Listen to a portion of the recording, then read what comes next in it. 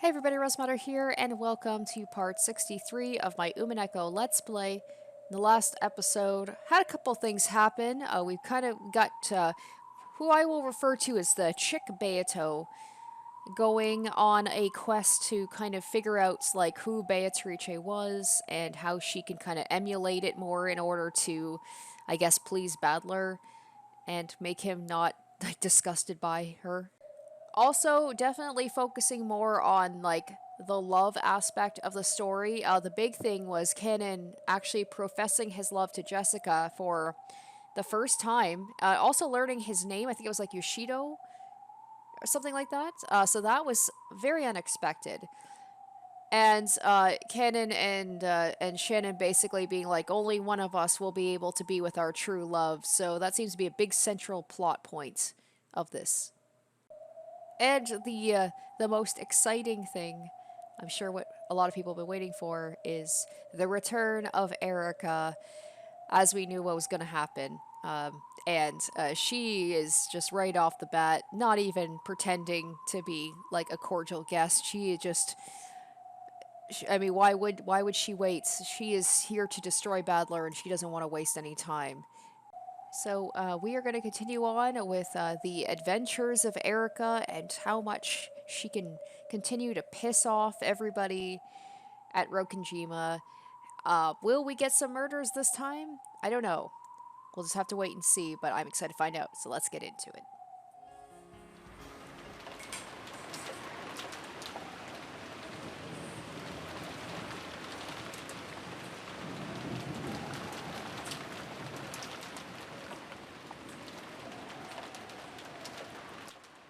Alright, so we're back to this room that Badler seems to be trapped in. The unsettling sound of the wind had now blended in with the sound of rain, resembling the howl of some monstrous beast. Just when it seemed to be crying out sadly, it would suddenly turn into a roar and rattle the windows, striking up even more fear and unease within me. Light from the hallway poured in through the thin crack of the slightly open door, and it seemed to carry with it laughter that was warm and happy, but very distant. I'm sure everyone's in the dining hall or somewhere, having a good time. I want to go there as soon as I can. I'm sure my family will be there. I hate being alone in a place like this. Dad. Mom. I stubbornly tried again and again to open the door, but the merciless chain just wouldn't let the door open any further than that crack. On the contrary, feelings this close to a way out just made me more impatient. Gulping and trying to ignore the fear lurking behind me, I quietly closed the door. That light coming out of the crack is just a trap. This is an iron shackle, trying to keep me locked in here for eternity by making me think I'm just an inch away from getting out a door that will never actually open. I need to get out of this creepy room as soon as possible. When I closed the door, all that filled the room was that eerie sound of wind and rain.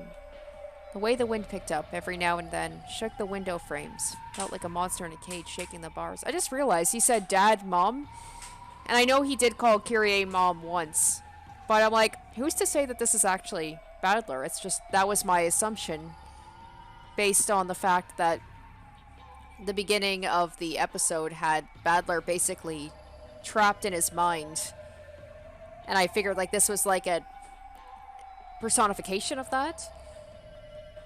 But who knows? I was so scared of that monster, I couldn't help but avert my gaze from the windows. Gotta search. If I can't get out the door, I need to find another way out.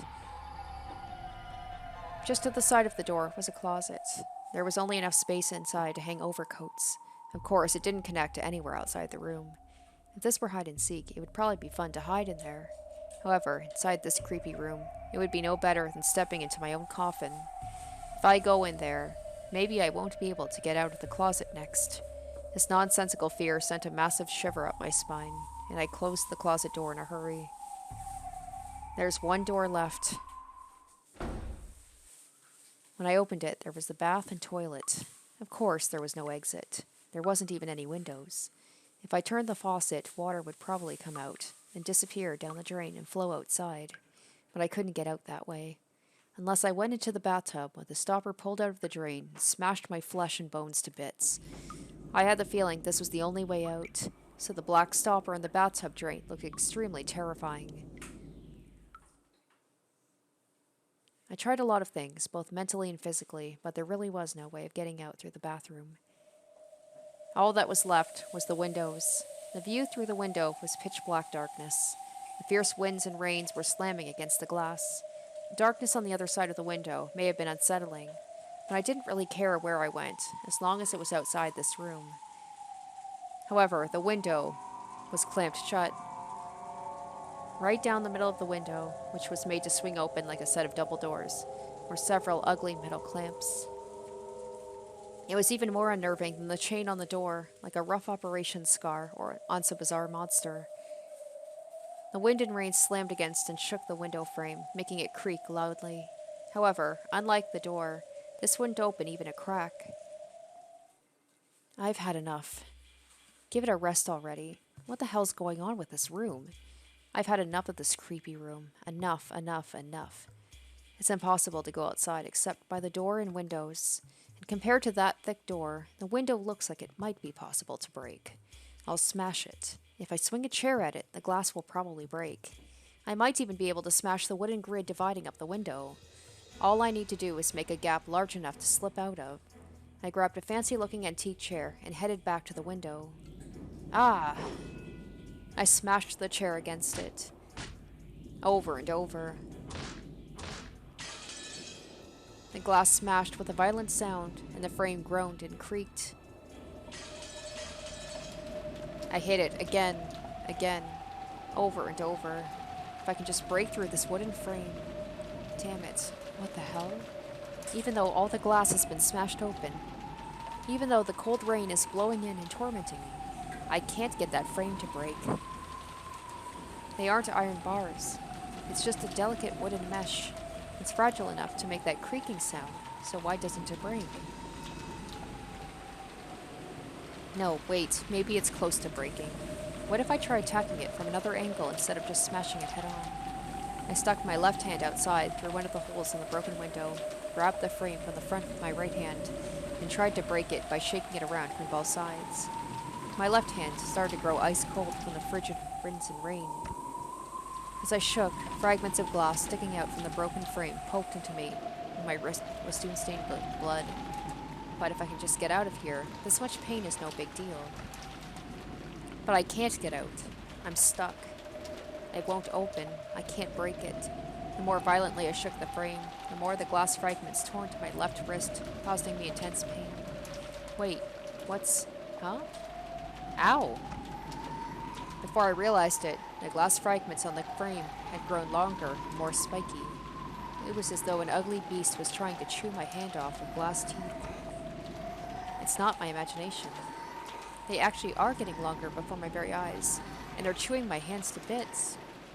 I tried desperately to pull my hand out, but it had already dug deep into my wrist, and I couldn't move it. I put all my strength into it, but it just hurt more and more.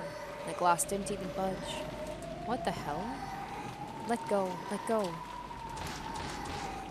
With my right fist, I hit the glass over and over, attempting to break it. But that just hurt my right fist as well, and did nothing to release my other hand. Just then, my left hand, which was still stuck outside and exposed to the rain, brushed against something slimy. Like, this just went into pure horror. What? It couldn't have been a leaf blown about by the winds or anything like that. I mean, it felt just like the touch of someone's rain-soaked hand. Then it closed tightly around my left hand. When I felt the 5 fingers, I knew some person out in the darkness was touching my left hand. And, yes, I know who it is. It's the witch. The terrifying witch who controls Rokunjuma's night. The 2 hands soaked in the freezing rain gently caressed my left hand. However, though I could tell this was happening from the touch, I couldn't see anything out there in the darkness. Then, it felt about my fingers and bent my ring finger upwards. Ow, ow, ow, ow. It's gonna break.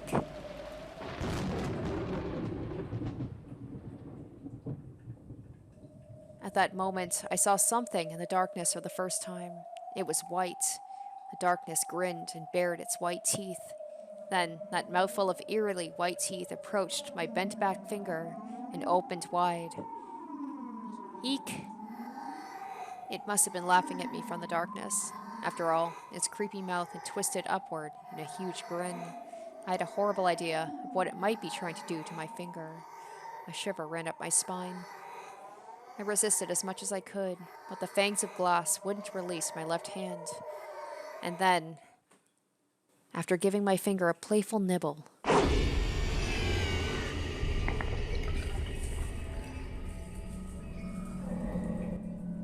it bit down hard, crushing bone and tearing away flesh all at once, and bit it off. Crunch, rip, tear, squelch, splat.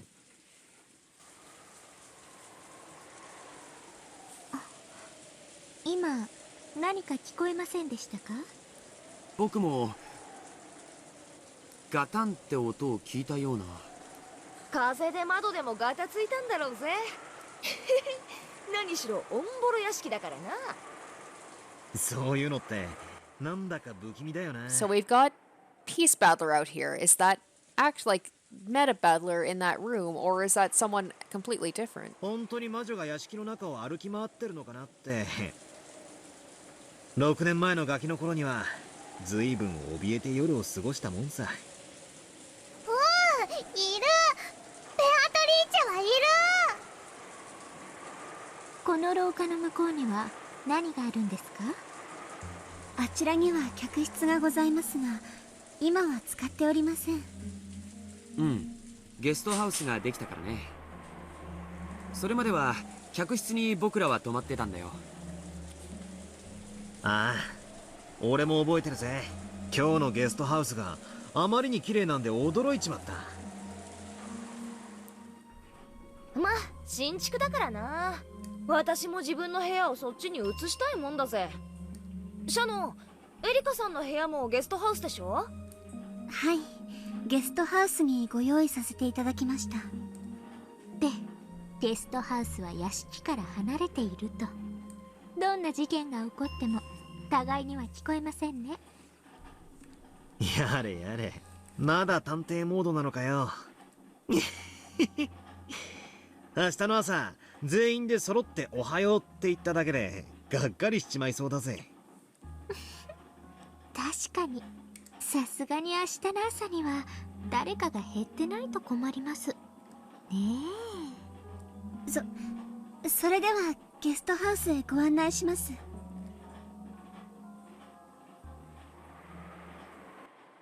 The adults were apparently about to begin a conversation that they didn't want the kids to hear.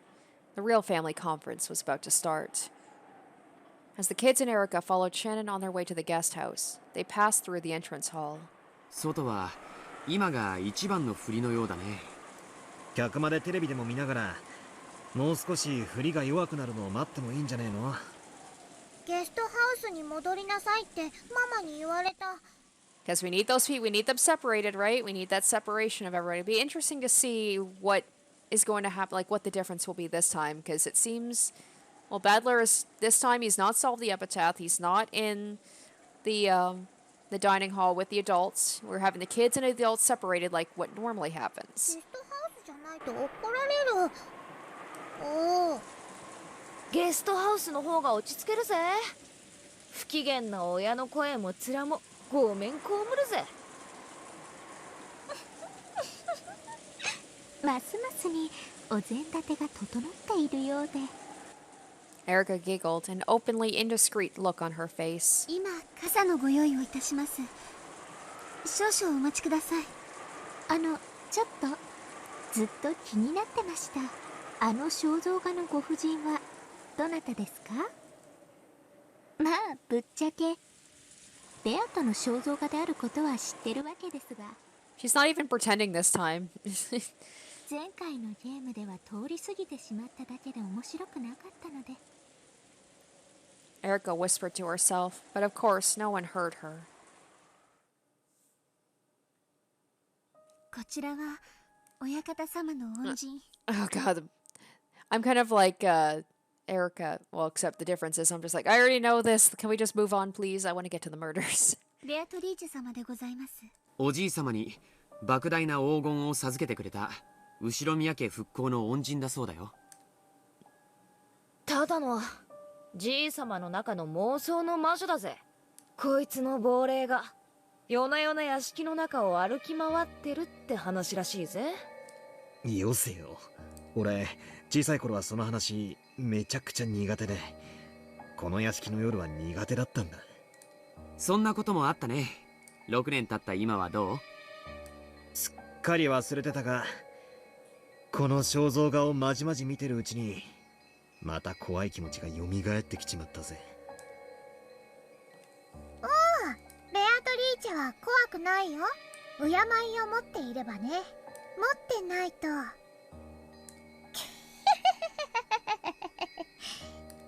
シャノン。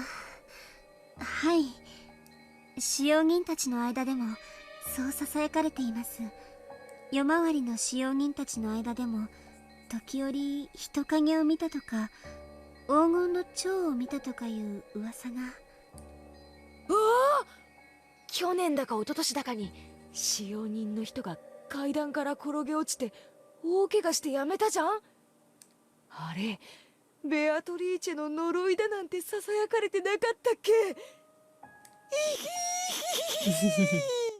You don't have quite the same creepy laugh as Mari. You gotta work on that, Jessica. Jessica told it like a ghost story, trying to scare Erika, but Erika just laughed disdainfully. なんだよ、薄気味悪いな。ただの事故だろ、偶然だろ。おじいさまがここに肖像画を掲げてすぐのことだから、一昨年のことだと思うよ。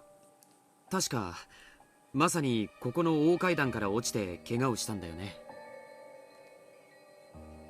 そうそう、このバカでかい肖像画は何しろインパクトあったから、掲げられてすぐは屋敷中であれはなんだと話題になったもんだよ。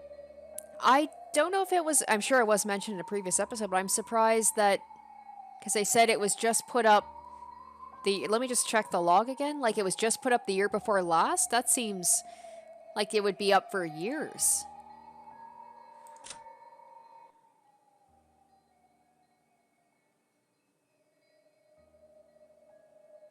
Yeah, it happened just after grandfather had this portrait hung, so it was probably the year before last. I don't know. For some reason, I thought the portrait was up for like years and years before then.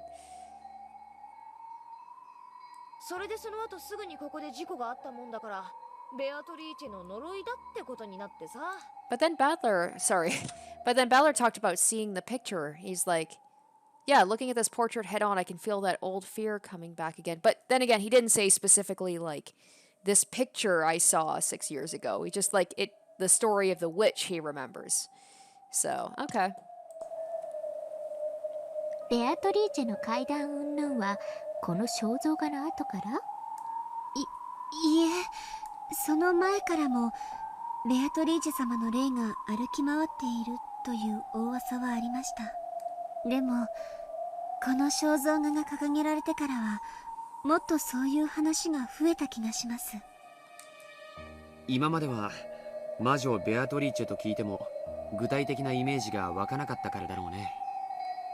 この肖像画によって具体的になり、より一層以後の階段に厚みが出たんだと思うな。そもそも魔女ベアトリーチェなんて誰が言い出したんです？じいさまだぜ。我が最愛の魔女ベアトリーチェ。That's a pretty good impression, Jess. この肖像画が出てくるまでは顔の想像もつかなかったけど。こんな薄気味悪い肖像画がでーんと飾られたら、そりゃ階段の一つや二つできて当然だろうぜ。音楽室のベートーベンの肖像画も学校創立者の銅像もみんなちょうどいい階段の音章じゃねえか。確かにこんなに古風な薄暗いお屋敷でずっとこんな風雨の音を聞いていたら、そういう階段の一つや二つ生まれてもおかしくはなさそうです。まあ所詮は階段、妄想、おとぎ話、取るにも足らない寝ぼけたうつけ者のざれ言以下ですが。Erika looked up at the portrait and smiled at it defiantly. Mari's face immediately soured, as though she felt that this smile was disrespectful to Beato. I want Mari to just beat the shit out of Erika. Wouldn't that be amazing?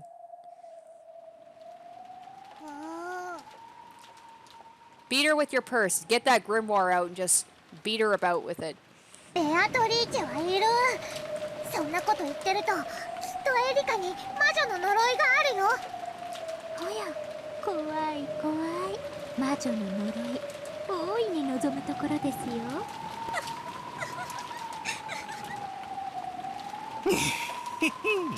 これでエリカが明日の朝変死してたら魔女殺人事件の幕開けだな。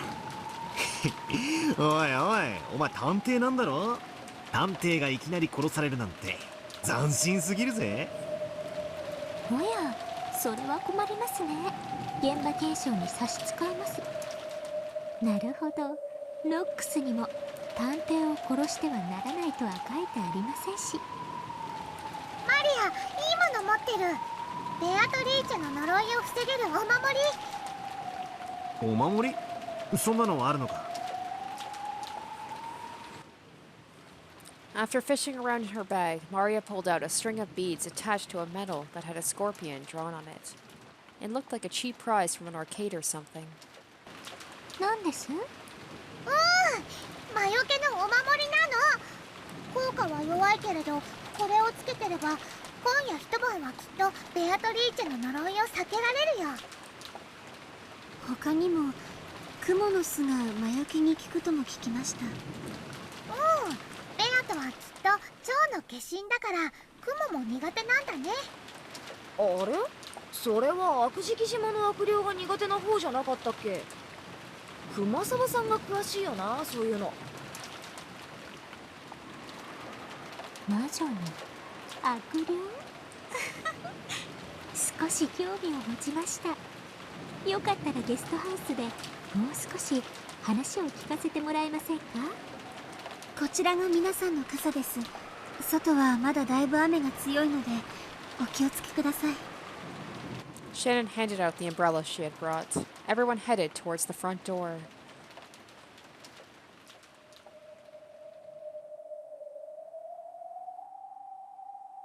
After that, when there were none left standing in front of the portrait, a gold butterfly appeared.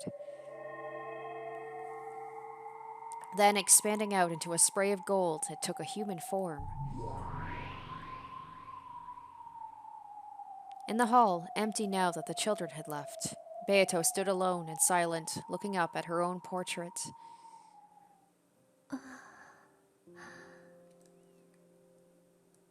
Without a doubt, the figure depicted there was as like her as an image in a mirror.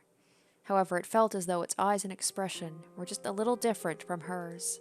From her perspective, while that person in this portrait was almost infinitely close to herself, it was just as surely a different person あ entirely. なたは誰なんでしょう。私にどうかあなたという人を教えてください。 Beato had already finished reading the fragments from Featherin's archive that showed the tales of all the games so far.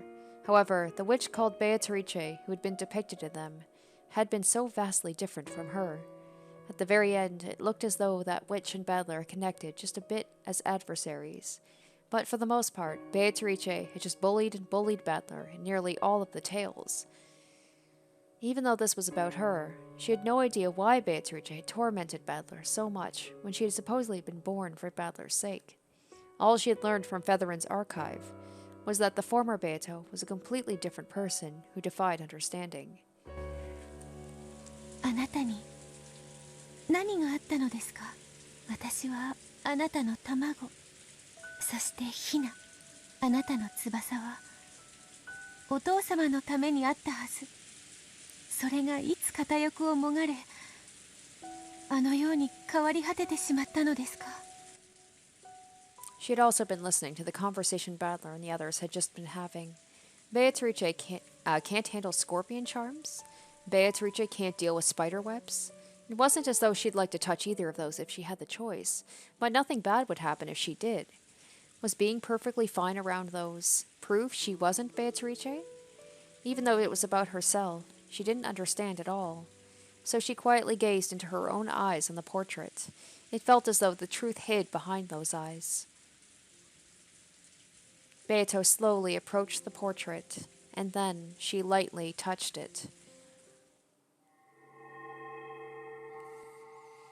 When she did, it felt as though the portrait rippled slightly. Yes, this is a doorway. A doorway to the long path that would lead her to the golden witch, Beatrice. Beato felt a bit dizzy. She lost her balance, feeling as though the world was twisting around her. Then she couldn't tell which way was up or down, and was swallowed downwards. With a soft, watery sound, Beato was sucked into the portrait.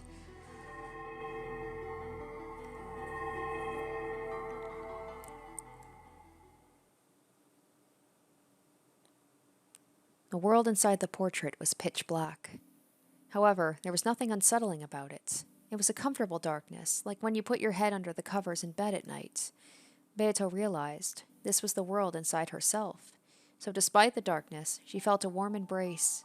As long as she asked for nothing, this world would ask nothing of her. But she couldn't remain like this. She didn't want to spend eternity inside the darkness of this world. I need to hatch out of my egg. This darkness is the inside of the shell that surrounds the golden butterfly called Beatrice. 私は生まれます。お父様のために、バトラお父様のために生き、尽くすために生まれます。 She put her purpose, her reason for being born, into words. As if in response to those words, the seal on the shell began to melt away. Cracks appeared in the darkness, and a brilliant light enveloped the world.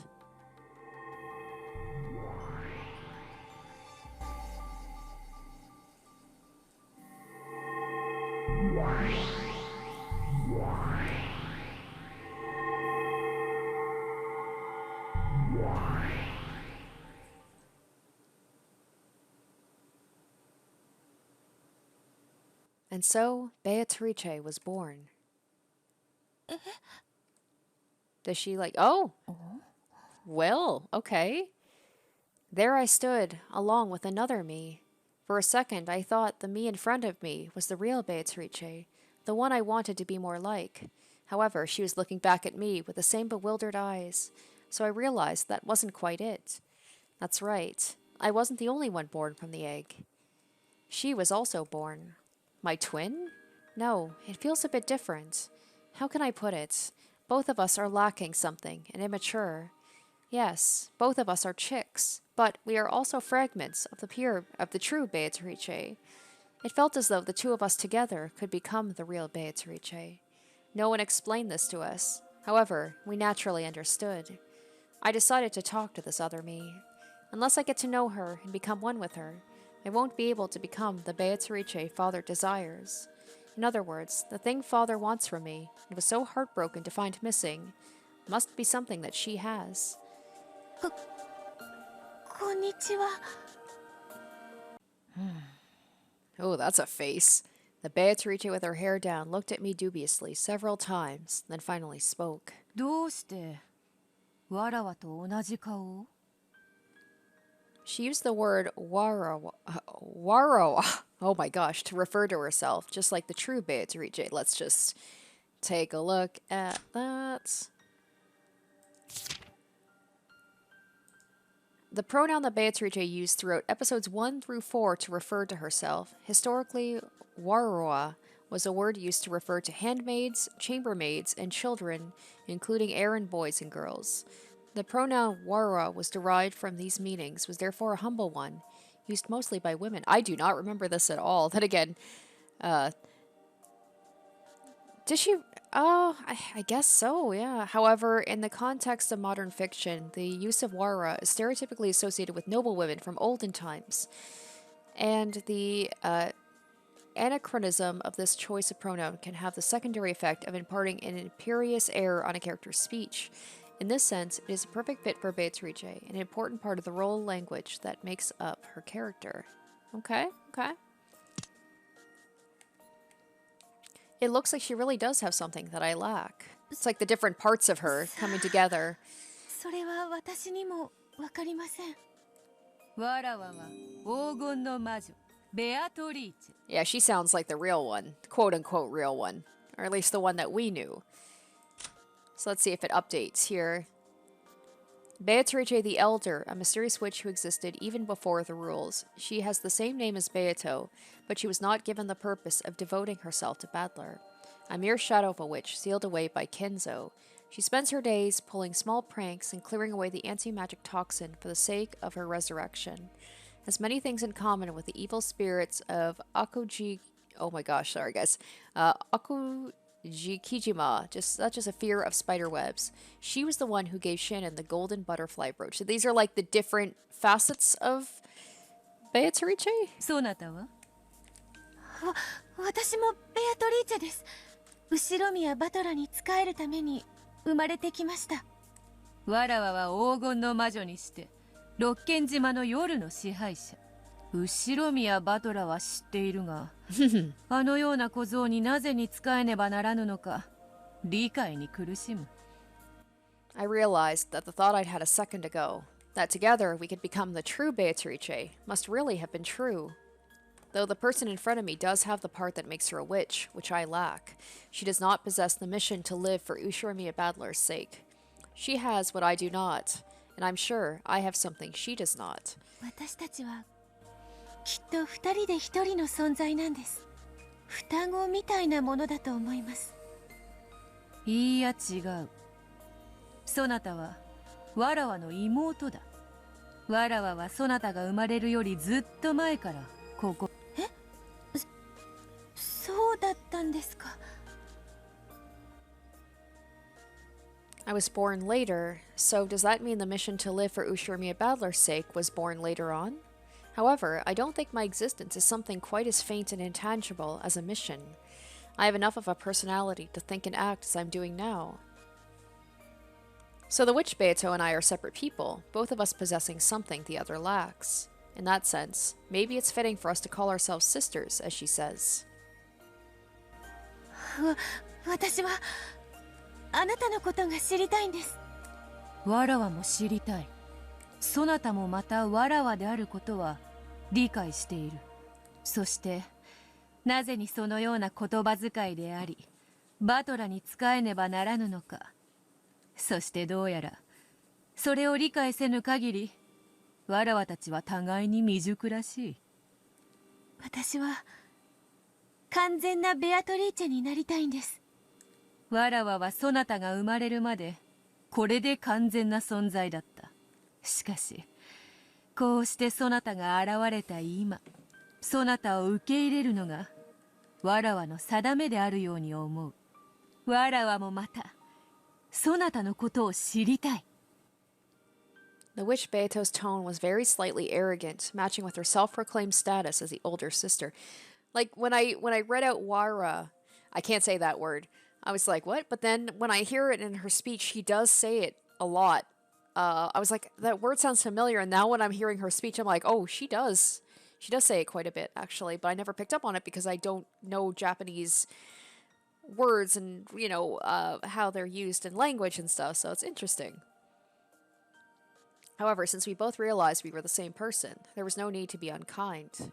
This was probably because she understood, after meeting me, that her current form was not her real self. ここはどこですか？お屋敷のホール？あ、Beato gasped. Her portrait wasn't there. Did that mean that this was at least 2 years in the past? そうとも。後宮の屋敷のホールである。夜はわらわの時間。そして夜の屋敷はわらわのものだ。金蔵の間抜けは相変わらずわらわを蘇らせようだの、捕らえようだのと躍起になっている。So Kinzo would be alive at this time because this is 2 years ago. So he died in 1985. This takes place in 1986. So maybe we'll actually get to see the actual Kinzo and not just basically the version of him that doesn't exist. 皮肉な話よ。そのわらわはこうして堂々と毎晩屋敷を支配しているというのに。あなたはここで何を？体を失い、あの肉々しい鎮守の社により魔力もない。しかしわずかずつに日々 Oh my 魔 gosh. 力は蘇りつつあるのだ。 I forgot about that shrine way back when in what, chapter 2, where she had Shannon break the mirror or something to like bring her back. 最後には見事復活を遂げ、あの金蔵を嘲笑ってやりたいぞ。わらわは見事そなたの檻を抜け出したとな。その笑いだけを楽しみに夜な夜な徘徊して暇つぶしをしている亡霊といったところよ。ご一緒してもいいですか？無論。 It's like bring your sister to work day. 何しろそなたもまたわらわの一部。右腕の同行を断る左腕がどこにいる？断る道理もない。そなたを迎えようぞ、我が妹、新しきベアトリーチェよ。ありがとうございます。お姉様。 She's like, I gotta teach you how to prank. You gotta prank people, and you gotta be not quite so demure. こそばゆい呼び方だ。だが悪くない。さあ参ろうか。夜の屋敷を散歩しよう。わらわの退屈な日常を紹介しようぞ。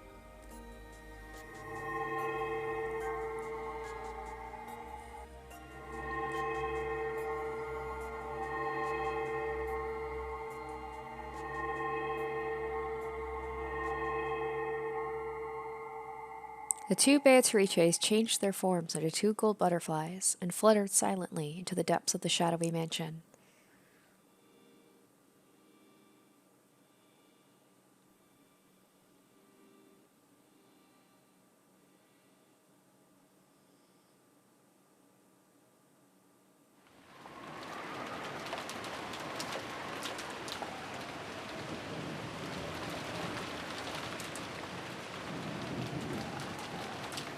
私は今でもそうなんですが、ゆっかり屋さんでよく物をどこに置いたか忘れたり、鍵をかけたつもりが忘れちゃったりとかして迷惑をかけてたんです。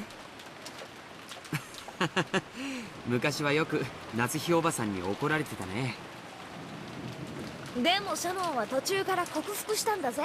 そのわへえ、克服って？大したことじゃないですけど、こまめにメモを残すようにしたんです。 I do that too. I do that too. I find as I'm getting older, I'm definitely becoming more forgetful, so I write everything down. It really does help. 大切なものはどこに置いたのかちゃんとメモして、日々繰り返すことはメモにチェックリストを書いてちゃんと点検して。それであなたはベアトリーチェを見たんですか？見て直接見たわけじゃないんですけど、やっぱりおかしいことがあって。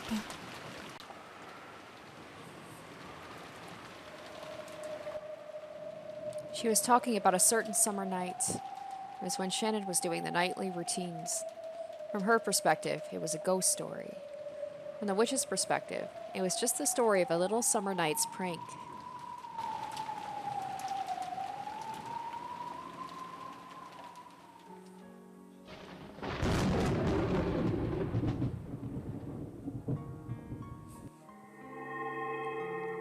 我が妹よ、そなたは人間の持つ半魔法の毒を理解しておるか？」。いいえ、何ですかお姉様。魔女の時代はもはや遠い過去。万物を支配したとのたまう人間どもは我らの存在を否定する強い毒を持つに至ったのだ。その毒は私たちには有害なのですか？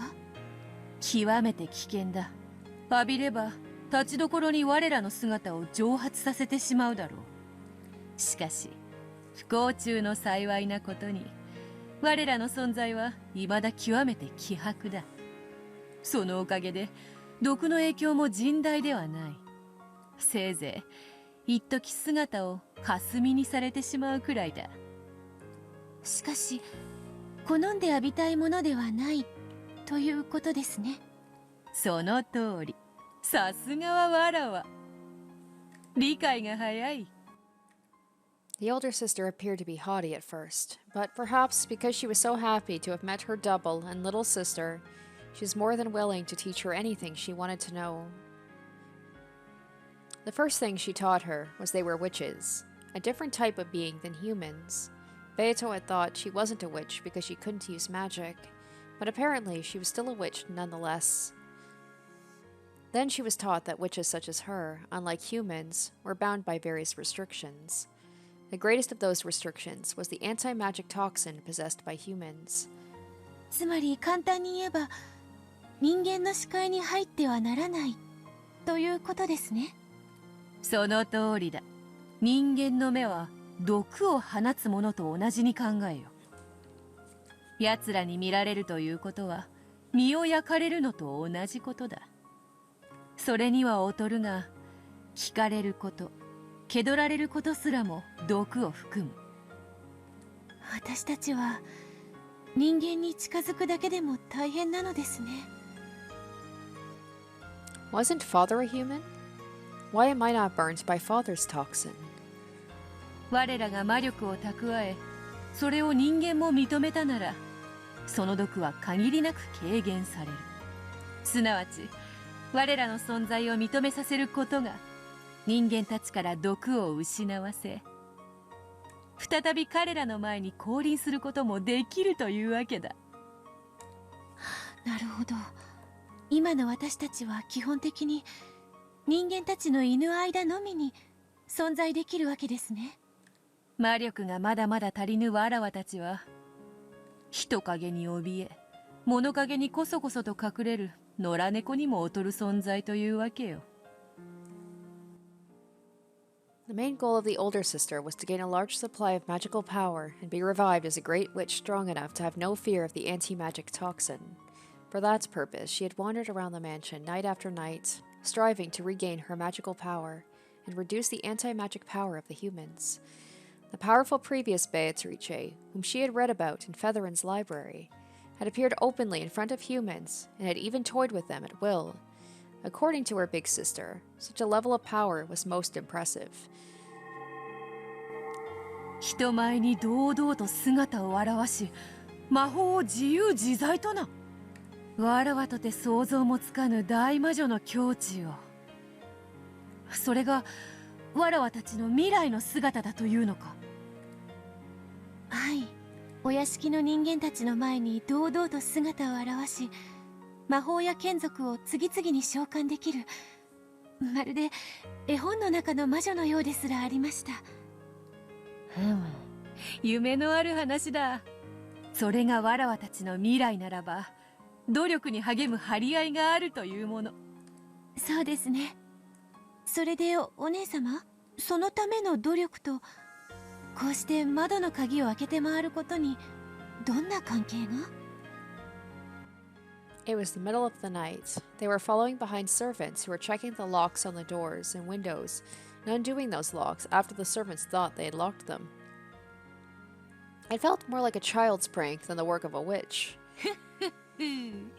これこそが大魔女へ至る道なのだ。千里の道も一歩から。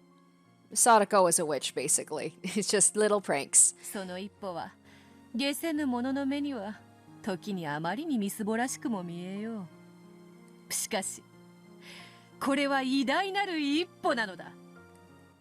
With pride, as though making the first step for mankind on the surface of the moon, the older sister undid the lock on a window with a click. わからぬか、我が妹よ。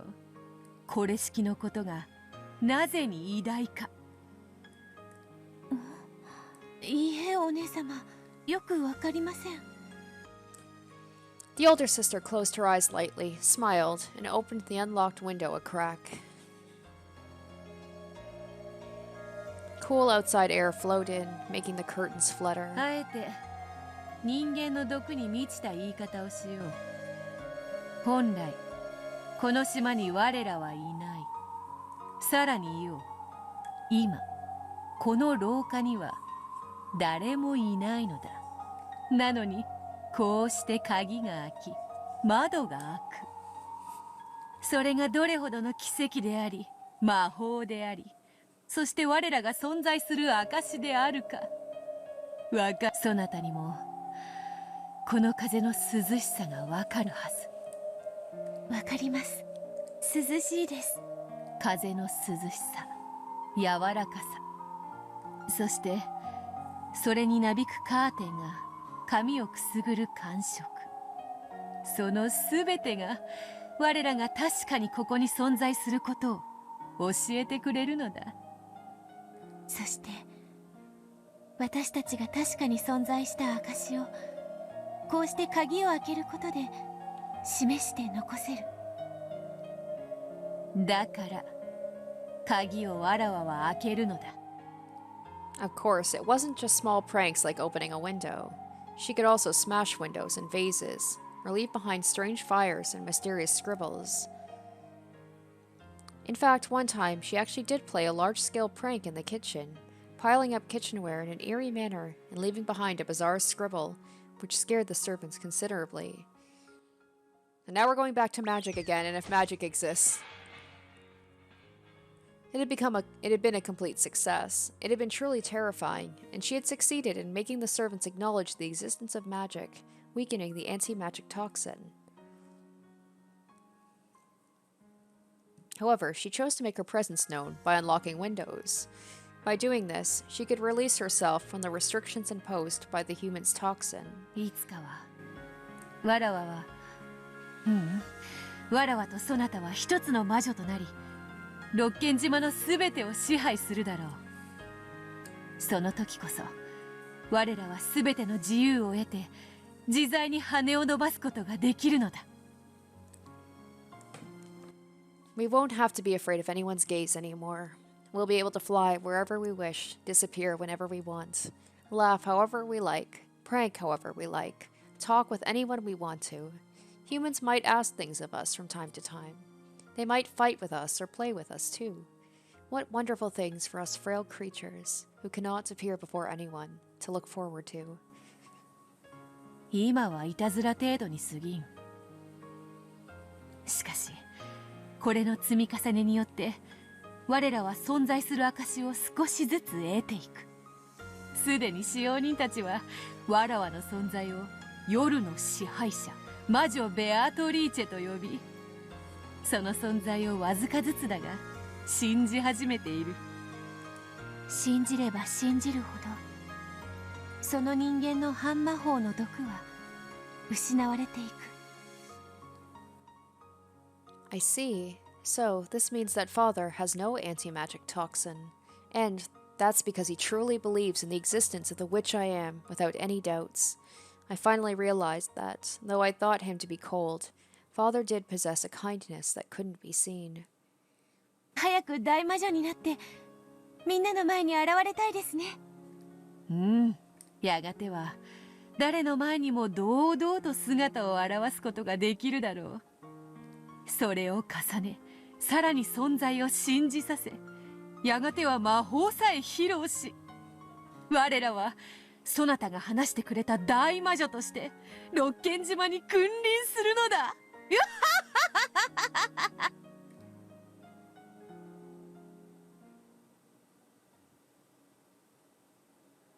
魔女側の理屈はなかなかに面白い。退屈せぬ。信憑性ってあるわよね。ここは幽霊が出る有名な心霊スポットって脅されたら、木の葉が一枚落ちたって人間は幽霊が出た出たと騒ぐわ。そうだ。すべての現象は本来中立、中性、無味無色だ。それを望む受け取り方をさせるにはその環境づくりが必要となる。カリスマのある人物がたとえ何かを失敗しても好意的に解釈されるのと一緒よね。なるほど。その意味においてはベアトたちのささやかな努力は間違ったことではないわね。屋敷の鍵が開いていただけなら戸締まりを忘れたか、はたまた誰かのいたずらかで済む問題。それが夜な夜な屋敷を魔女が徘徊しているという噂が魔女の存在を少しずつ形作っていく。夜の屋敷でおかしなことが起これば、それは全て魔女の仕業とみなされる環境の成立。なるほど、そういう論法がまかり通るまでに至ったなら、それはもはや夜の屋敷には魔女がいるのと同然を意味するわ。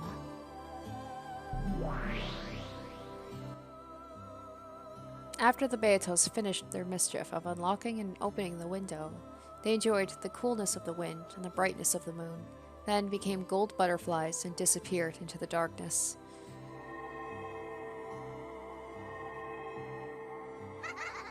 There was no way of knowing whether the window they'd opened had actually been opened by them. The servants might have forgotten to lock up, or one of the family might have opened it after the servants had locked up and forgotten to shut it again. Or maybe someone had played a prank. In the same way that none of those possibilities could be denied, it was also impossible to deny the possibility that a witch really had opened a window to enjoy the night breeze. 観測者なき結果は無限の過程を持ち得る。 Isn't that seems to be the whole thing about this, is like without an objective observation, you could say all sorts of things. Everything that's happened in the story so far. Is it a witch? Is it a person? You can interpret it so many different ways. それをたった一つの可能性でしか捉えられない人間には何も想像することができない。しかし魔女の可能性を信じられる者には魔女のいたずらを想像することができる。その時、今我らが見たベアトリーチェたちのいたずらの光景は事実としてかけらに刻まれる。魔法の原点の一つだわ。家庭の虚飾。 With just a little magic, even a mass-produced stuffed animal can be reborn as a wonderful, unique stuffed animal filled with a mother's love. Oh, wait, so mass-produced, so wait, is she talking about Sakataro? Oh shit, so okay. It's just straight up saying that, like, so it wasn't actually made by Rosa. If you doubt it, it will be burnt by the anti-magic toxin. If you believe it, the magic will become the truth. 魔法のすべてが悪いわけじゃない。マリアお姉ちゃんの言う通りなのよ。いい魔法だってある。邪悪なる魔法を退ける力も人の子には必要だろう。しかし愛ある魔法を焼いて汚さぬこともまた人の世の愛なのだ。ま、許せるのはいい魔法だけよ。それ以外はすべて否定して焼き尽くすに The 限る。 difference between white magic and black magic, right? 人の子らしい答えだ。話を戻すわ。ここまででわかることはやはり六軒島の夜の支配者と呼ばれた亡霊ベアトリーチェは存在しないということだわ。夜の屋敷で起こる不可解な現象の総称に過ぎない。すなわちベアトリーチェとは人物名ではなく現象名に過ぎないのよ。 If anything bizarre happens, it all becomes the work of the Golden Witch. Any environment in which there could be a witch is, in fact, Beatrice itself. それが累積して1986年に至る。これこそが真犯人がかぶっているベールなのよ。そしてそれをかぶっているのは紛れもなく人間の誰かだわ。この魔女たちの過去物語の時点ではそうも断言できよう。 So going on that, so was it someone who's been setting this up for years to enact their plan to make it like that environment where Beatrice could exist? That way it's more believable for people that all the killings happened because of Beatrice. So someone going around and playing pranks, setting up these things throughout the mansion to like get that in people's head and to tell the story about Beatrice. Pretty smart, actually. しかしその論法だけで1986年も戦い抜けるとは思えぬぞ。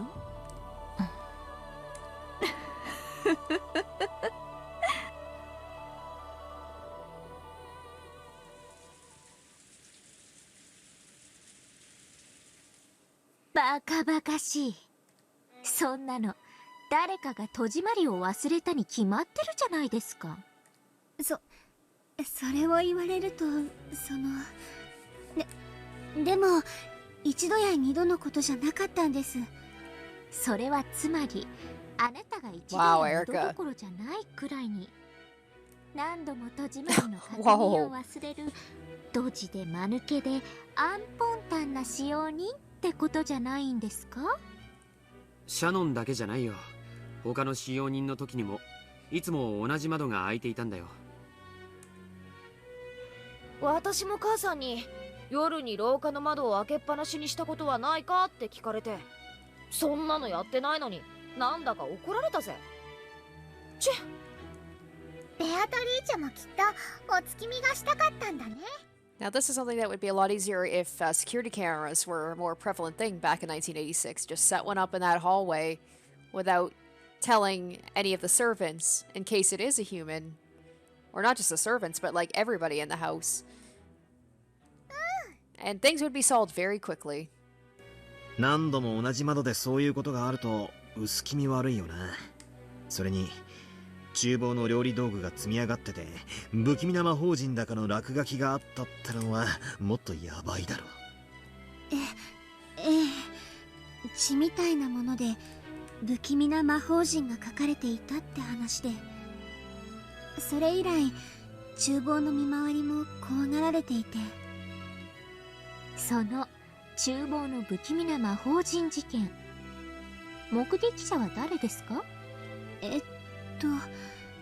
私じゃないです。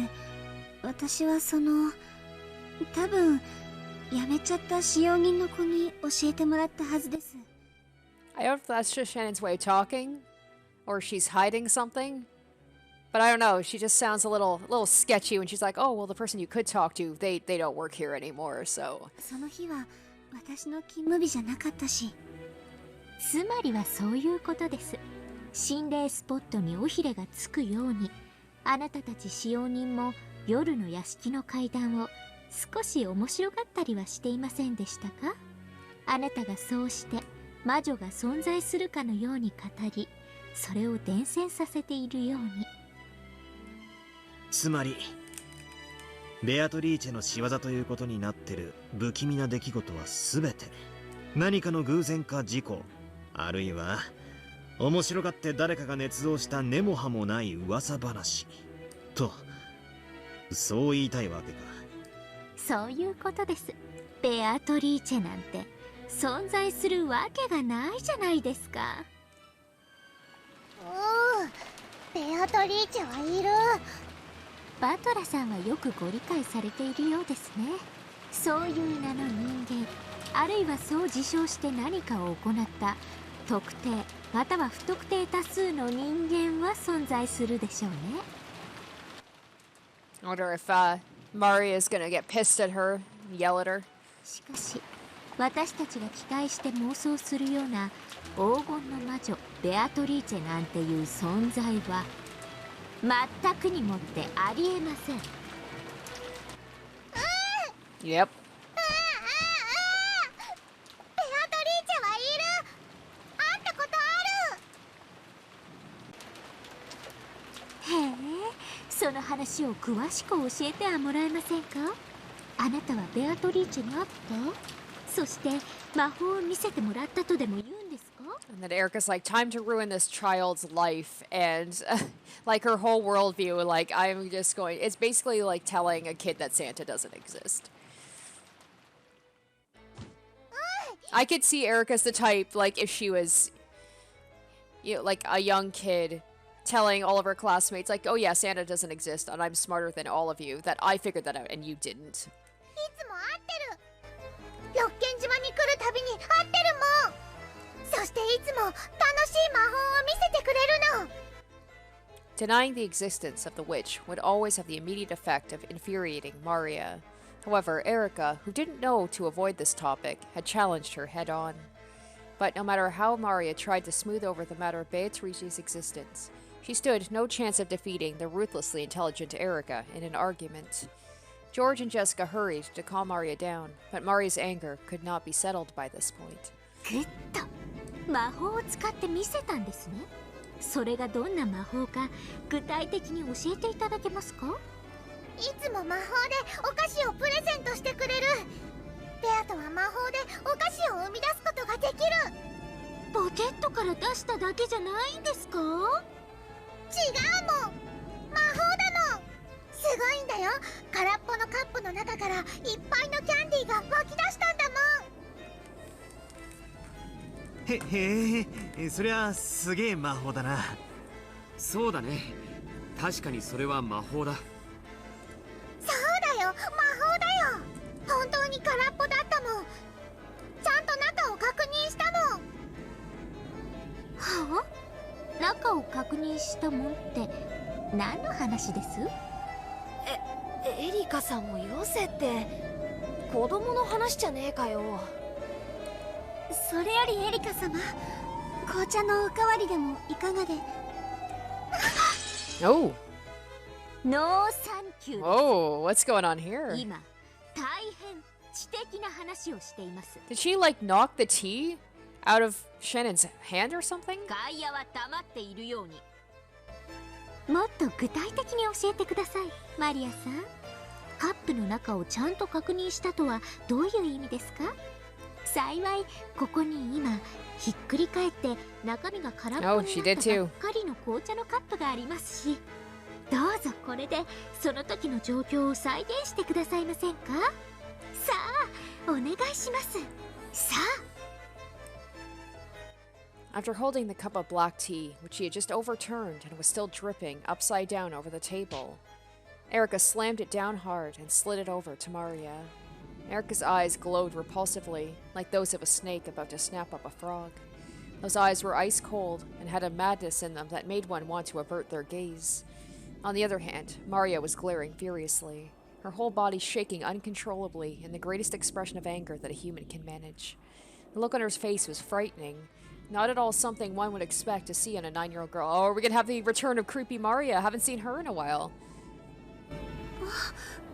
お二人ともおやめください。ベアトリーチェはね、こうやって空っぽのカップをね、テーブルの上に逆さに伏せておいたの。はい、それで Erika will just be like, just a sleight of hand thing any third-rate magician could do. そのまま開いたら飴玉が溢れ出してきたわけですか。それはすごい。それなら魔法ですよね。それならば。 Badler and the others tried to get between the two and calm them down, but it was no use. The two violently pushed aside the others, and glaring at each other from so close that their foreheads banged together, they repeatedly slammed down the upside-down cup on the table. The sound of their foreheads banging together and the cup being slapped down shattered the barrier between reality and illusion. I was hoping for it. Oh my god, they're going into... Oh, she's going into Witch Maria right now. Alright, we're having, like... 魔法だよ、魔法なんだよ。 Alright, alright. I was about to say, like, are we gonna get into kind of, like, the battle style right now? I was really hoping there would be a CG of, like, Erika and Maria, like, pushing their foreheads together just hatefully. ベアとは魔法でキャンディーを生み出したんだよ。なら再構築してもらいましょうか。マリアージュ・ソルシエル創立者にして原初の魔女のマリア。 Oh, Delanor is right. Okay. 取るに足らぬ相手です。戦うまでもありません。お黙りなさい、殺人球体関節人形。さあこの伏せたカップの中がどう飴玉で満たされたって言うんです？カップをひっくり返したってキャンディーは出てこないよ。だって魔法を使わなきゃ出てこないもん。ベアとは魔女なんだもん。魔法を使うんだもん。はいはい、魔法ですね。魔法を使ったんですね。どうやって魔法を？魔法のステッキを振るってカップを叩いたら飴玉が溢れ出した。違いますよね、違いますよね。ベアとは魔女だから魔法を使うの。魔法は呪文を唱えて奇跡を起こすの。キャンンディを生み出す魔法も呪文を唱えなきゃ使えない。はいはい了解。グッドです、グッドグッド。呪文をどうぞ、魔法をどうぞ。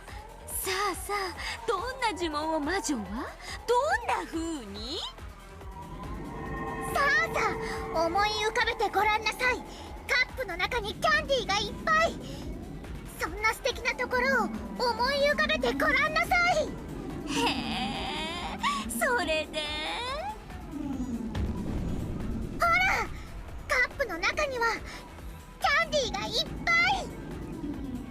Maria grasped the overturned cup so tightly it nearly cracked. Deep down, it's funny, I was going like so hard about like, oh, I want to disprove magic exists, but now just to shut Erika up, I would be so happy if Maria, lifted that cup and candies fell out and just shut her up for just a second. And slowly lifted it up. Please. Candy? Please? Then from the inside, as many cute candies as the cup could hold poured out. Yes! And now I'm on the opposite side. Now I want magic to exist, mostly because Erika bothers me so much. Maria looked at Erika with a full smile, as though saying, that showed you. Ah, damn it, that didn't even faze her. これがベアトリーチェの魔法だと言うんですね。ドラドール。 This music though, man, I love the boss music. Wow. Oh, that face though.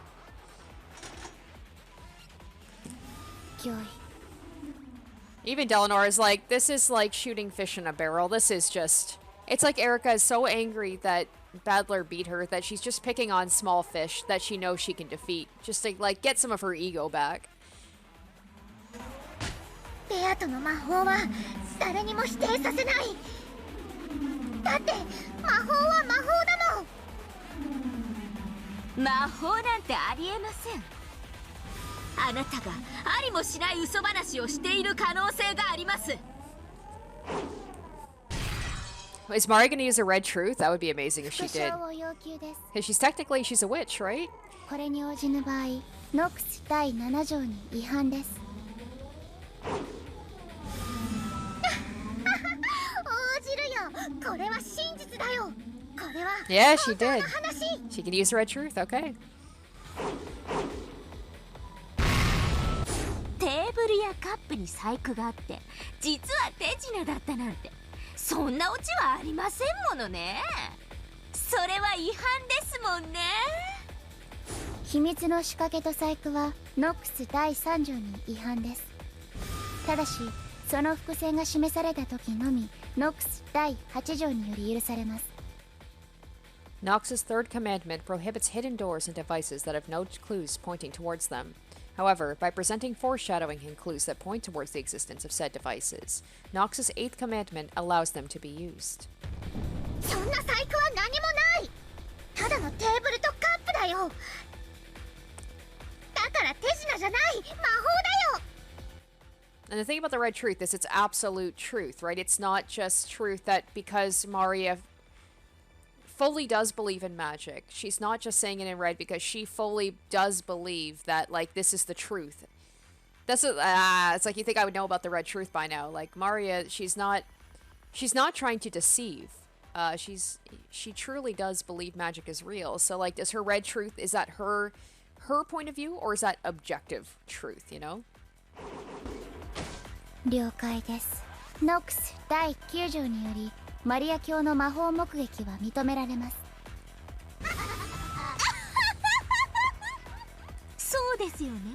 第9条ならね、観測者はいついかなる時でも there we go. 視見を語ることが許される。 Yeah, she's not being intentionally deceptive. でなかったら女装した犯人の目撃を女を見たと表記したミステリーは全て失格ってことになりますから。いいんですよ、あなたが魔法を見たと主張しても。全ての真実は主張に過ぎない。だから私はあなたとは異なる真実を主張し、それをカンパします。それが探偵の役目、醍醐味ですから。パなんてできないよ。だってこれは魔法だもん。その魔法は魔法ですから魔女にしか使えないわけですよね。そうだよ、魔女にしか使えないもん。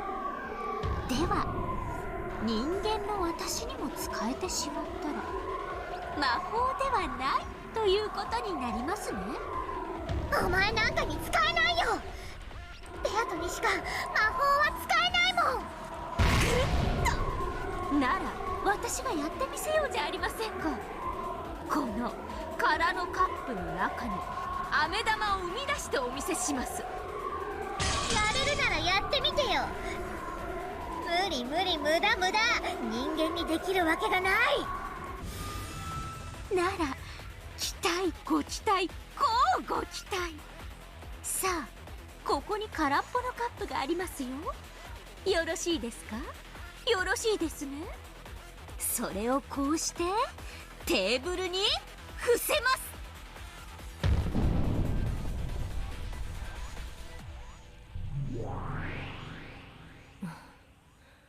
無用の戦いと思われるなり。 Yeah, it feels like even they're like, this is pathetic that Erika is just fighting this 9-year-old girl. さあ飴玉を生み出す呪文を唱えますよ。なんなら一緒に唱えますか。さあさあ思い浮かべてごらんなさい。カップの中にキャンディーがいっぱい。そんな素敵なところを思い浮かべてごらんなさい。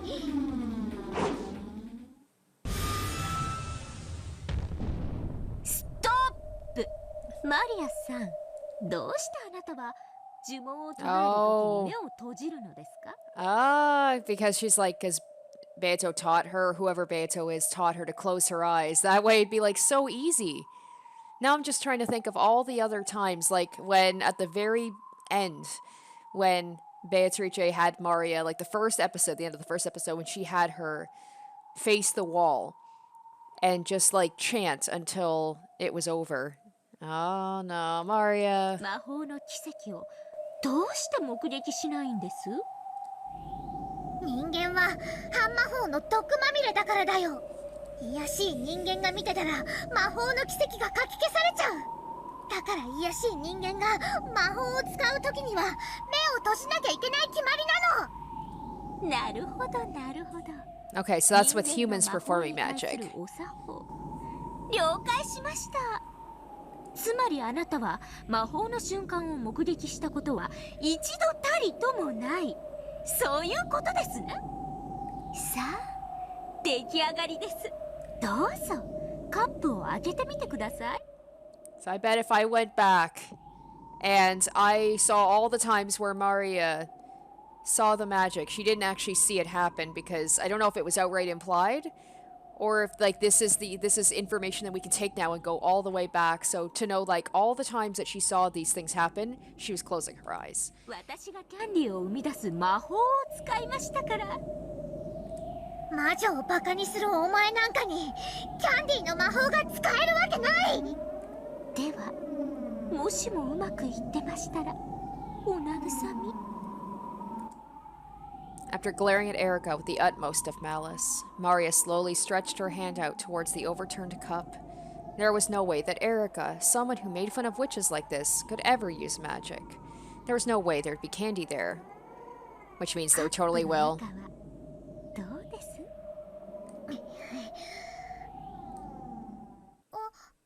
Yep.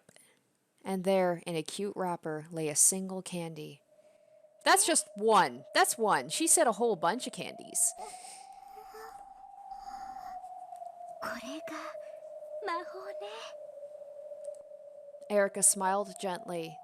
A look of disbelieving shock rose in Maria's eyes, along with envy for this person who could use the same magic as Beato. Oh, Maria, she refuses to believe it. She's just like, it's not that magic doesn't exist. She's just like, somehow she can use magic. エリカも She a witch. 使えるの。ね、魔法でしょ。これが。ってことはつまり。 Erika smiled pleasantly. She and Maria had finally reached a deep understanding, and then she's just gonna cut it down. Yep. わけねえだろ。あんたが目つぶってる間にカップ開けて飴玉放り込んだだけじゃないですか。これが魔法？こんなの三流手品でしょうが。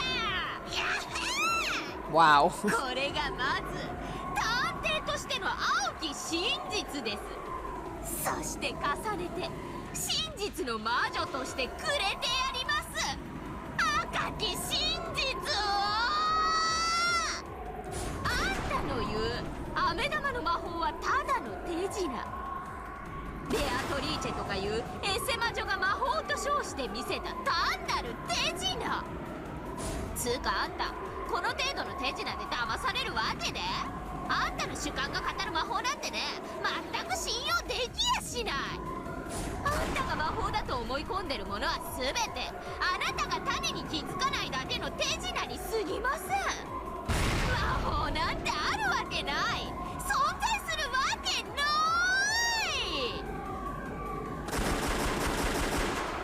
い。 Talk about overkill, man.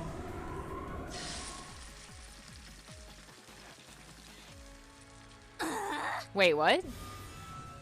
Sakataro! にキャンディーを入れたのはエリカの手品かもしれないけど、だからといってベアとの魔法も手品だったことの証明にはならないよ。フリュー。ならば同時に魔法以外では不可能だったことの証明にもなりませんね。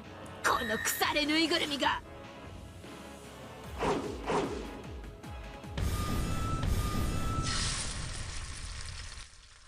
Oh, Delanor, is she stepping in on behalf of... Maybe she's like, I can't abide by this anymore.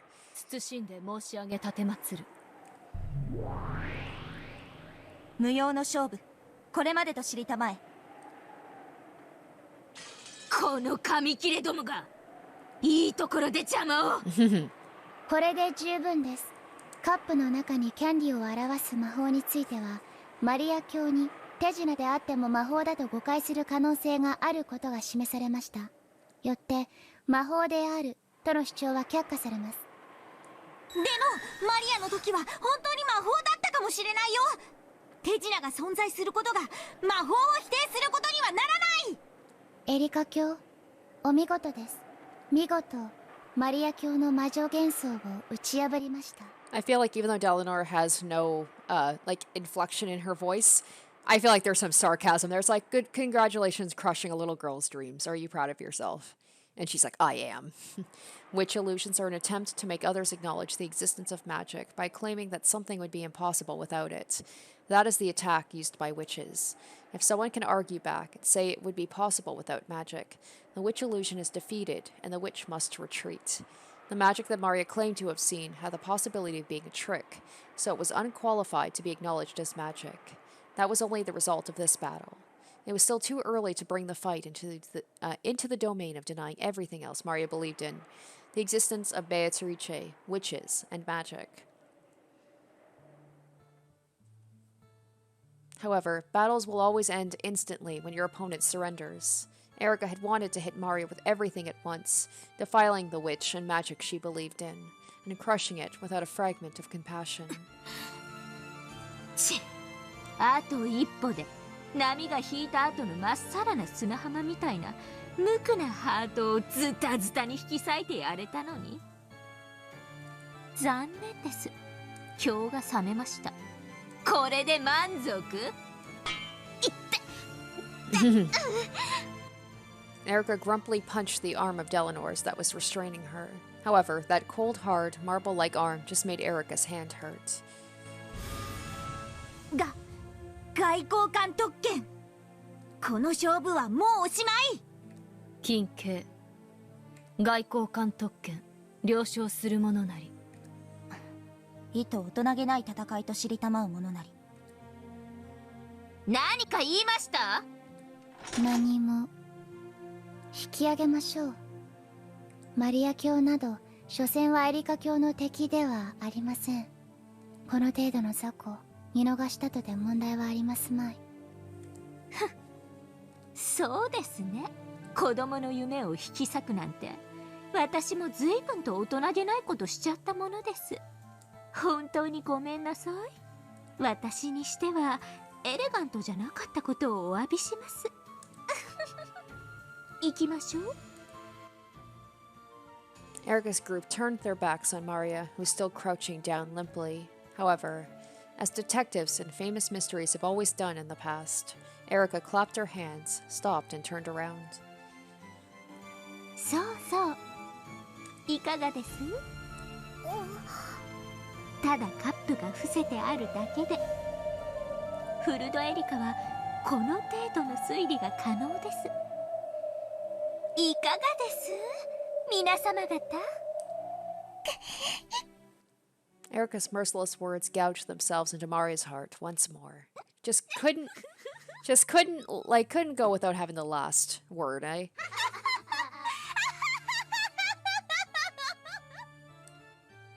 Erika left, leaving an evil laugh behind her. After bowing to Maria and Sakataro, Delanor left too. These two are probably just like, and Delanor are like, why do we have to be stuck with this bitch? Gertrude and Cornelia followed suit. After that, only Maria and Sakataro were left in the lonely Golden Land.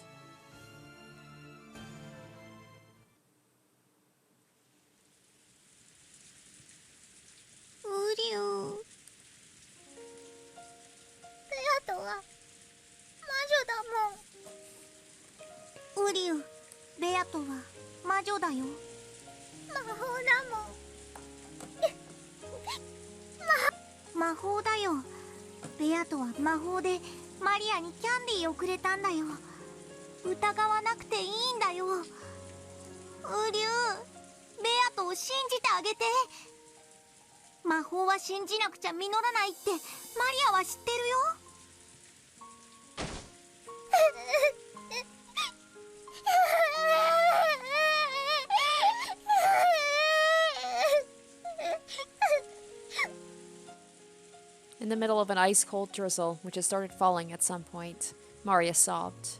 Trying to at least protect her from the rain, Sakataro used his large sleeves to cover Maria's head, and stayed there by her side.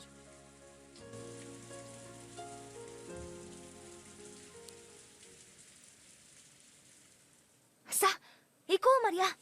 上の部屋で一緒にトランプでもしよう。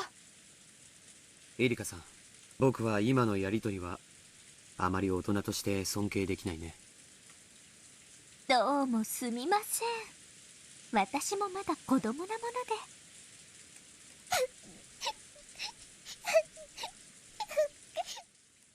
After seeing that wonderful candy magic brutally insulted by Erika, Maria had been crying the whole time. 食後のクイズ大会の時から感じてたが、お前性格悪すぎだぜ。楽しいか？小さい子の夢ずったずたに引き裂いて楽しいかよ。バトラ様もおやめください。どうか私に免じて、この場はこれ以上はお控えください。 Wait, why is she saying for my sake don't push any お further? 願いいたします。 Shannon, who had been looking flustered, bowed her head deeply and implored Battler to stop. George, who didn't want Shannon pressured, fell in line. 行こう。また今年も僕たちはいとこ部屋で過ごそうよ。テレビを見たりトランプをしたりして遊ぼう。エリカさんの部屋用意があるそうだから、シャノン案内してあげて。まだ結構です。私はもう少しここでのんびりすることにします。余韻を楽しみたいので。何の余韻だよ。Battler and the others could no longer hide their irritation. They had no obligation to entertain their uninvited guest any further than this. Erika herself understood perfectly well that no place would welcome a detective. Battler and the others wanted to leave, and Erika wanted to stay. Neither had any desire to stop the other. Jessica urged Maria, who was still crying, to come along. Then Maria stopped and spun around. 何か？たまにいるんだよ。魔法を信じない毒素の塊みたいな人間が。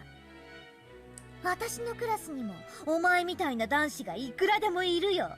魔女も魔法も奇跡も幸せも何も信じない。そんな程度の奴らの毒素に焼かれて灰になっちゃうようじゃ魔女になんかはなれないね。マリアはこう見えてもベアトリーチェの弟子、原初の魔女見習いなんだから。Maria, who had been sobbing until a second ago, seemed to have transformed into an entirely different person. She laughed, no, cackled eerily. Battler's group stiffened up at the sudden change, but Erika was watching calmly. Then she smiled and gave a small nod in response. ぐっと相性は悪くないです。おやすみなさいミスマリア。次はもっと手応えのあるゲームで戦いましょう。そうだね、そうしようね。約束しよう。マリアもよせって。行こう行こシャノンちゃんもどう？よかったら一緒にトランプ。ほんの一戦でもいいから付き合ってくれよ。厄払いになるぜ。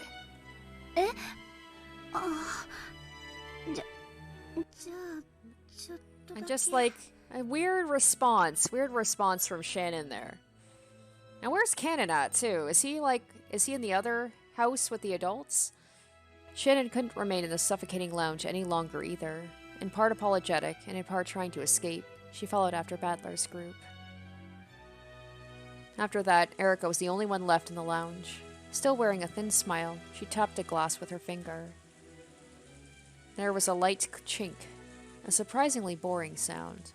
Even so, Erika wore a thin smile, as though pleased. Yeah, you beat down a child. Good for you. お待たせしました。お風呂に入っておりまして。おや、皆様方は？入れ替わりですね。ついさっき2階へ上がりました。あなたを呼んだのは私です。何でも悪事島の話や森の魔女の話などにも詳しいとか。ええ、まあたわいもない話ですが。たわいなくて大いに結構です。湯上がりに一杯いかがで？私もたまにはサービスくらいしますので。Erika stood up, opened the refrigerator behind the counter, and put ice into the ice pail.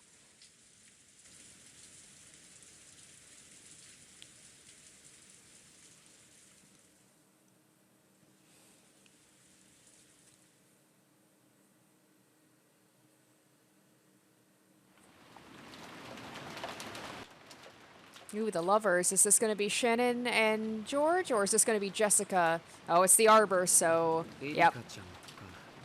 ずいぶん変わった子だね。最近の若い子とはどうも相性が良くないよ。Well, you get along with Maria, though I think it's more like... I don't know if he gets along with her, but he does seem protective of Maria. He seems to be good with kids, like kind of calming them down and redirecting them. ジョージさんだってお若いですよ。 Not young enough, Shannon. You're the young one. いとこで最年長ということもあって、ついついいつも自分がもう若くないって気持ちになっちゃって。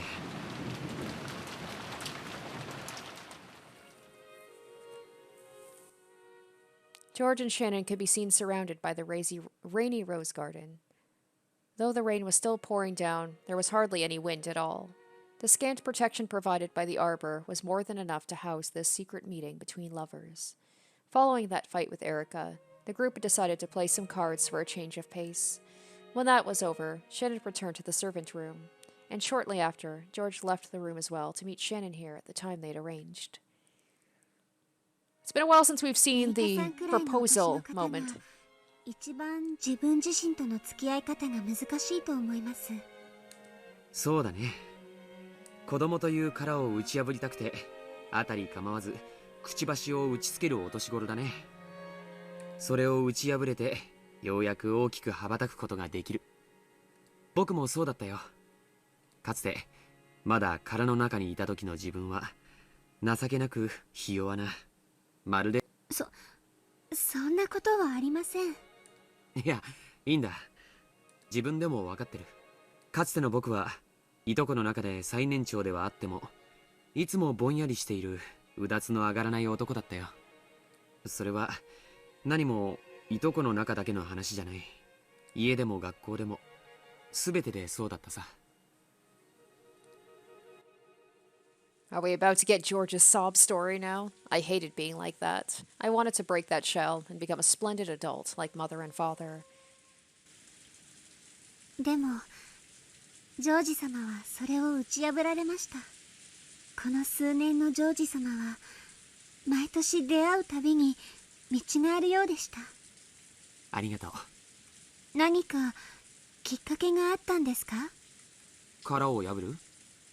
はい、あれほどのまるでさなぎを経て蝶になるかのように目まぐるしく成長されたジョージ様がただ漫然と日々を過ごしていて、それを迎えられたとは思いません。それだけの大きな決意をされる何かきっかけがあったに違いないと思いまして。君に惚れて愛の力で成長したと僕は今まで言ってきたんだけど。 Here's my thing. When did he fall in love with her? Assuming, like, so he's, if I'm right, on the age, I might be mistaken. He's in his least mid-20s. I think he's 24. I think people said he's 24. She's 16, if we're to believe that. So it's like, when did he start falling for her? Because it'd be even creepier if it's like she was 13 and he was, you know, in his, like, he would be... Ew, yeah, he would be like in his early 20s falling for a like you guys like just like I'm just like to think of 13-year-olds, especially like even in my late teens, I was just like, "Oh my god, like I feel like I had nothing in common with them." And he would have been like 20, 21. It's just all sorts of icky. 本当はもっとネガティブな感情からだったんだ。そんな、いつも明るく朗らかでおられるジョージさんにネガティブな感情なんてちょっと信じられないです。As we know, everybody's got a dark side. 僕はね、 or at least like, you know, a side to them that's not as nice as their exterior. Like all of the siblings have some trauma and some dark shit going on with them. 両親に女性は大切にしろと教えられてきたんだ。そしてそれを実践してきたつもりだったよ。Uh-oh, I don't like where this is going. はい、とても紳士的で素晴らしいと思います。本当は違う。Uh-oh. 異性とどう接していけばいいかわからなくて、過度に神格化して恐れて、紳士的なレディーファーストを装いながら、僕は女の子との交流に多分恐怖さえ覚えていた。 Of course, George had wanted to be around girls as much as any boy might. However, he didn't know how to interact with them. He wanted to act like a gentleman, avoid being disliked by them, and treat them with care. Of those feelings, only the words "treat girls well" took precedence, blossoming into a subconscious fear of women. そんな男を紳士的な奥手な男と呼ぶんだろうね。とんでもない。ただの臆病者さ。そのくせ自分はこんなにも紳士的なのにどうして彼女ができ Oh ない my のか god. と。 He sounds like the stereotypical nice guy. He's like, I'm treating these bitches with respect. Why won't anyone get on my dick? Basically. I'm sorry if that's like a very harsh way of saying it, but I'm just like, George is always kind of, I don't know, like ever since I found out about the age discrepancy, like he's always kind of creeped me out a little bit. I'm like, he's too perfect outwardly. I'm like, there's got to be something lurking underneath there. 最後には世間の女性はすべて Oh wow. 男を見る目がない He のだと was. 勝手 He に was. 決めつけ He was a nice 勝手 guy. に蔑み始め、これが本当の情けない男ってもんさ。 So it seems like he was, from what I'm getting from this, is like he was afraid of women. So instead, he turned his sights towards Shannon, who is younger than him and who is in like, he has power over. Probably subconsciously or consciously going after her, being like, she's less likely to reject me because I'm older and I have this power over her, so I'm more likely to get her. How many years ago was it when I noticed? It started when I was in middle school. At the time, I assumed I was obviously the most gentlemanly of the cousins, so I would obviously be popular with women. However, reality was completely different. At school, I was pretty much completely hopeless. Far from being a leader, I was the bullied kid who got pushed around by everyone. At the time, I figured I was just a capable and adaptable man who could keep in perfect tune with his surroundings. How stupid. Sure, I may have gained some measure of trust from girls.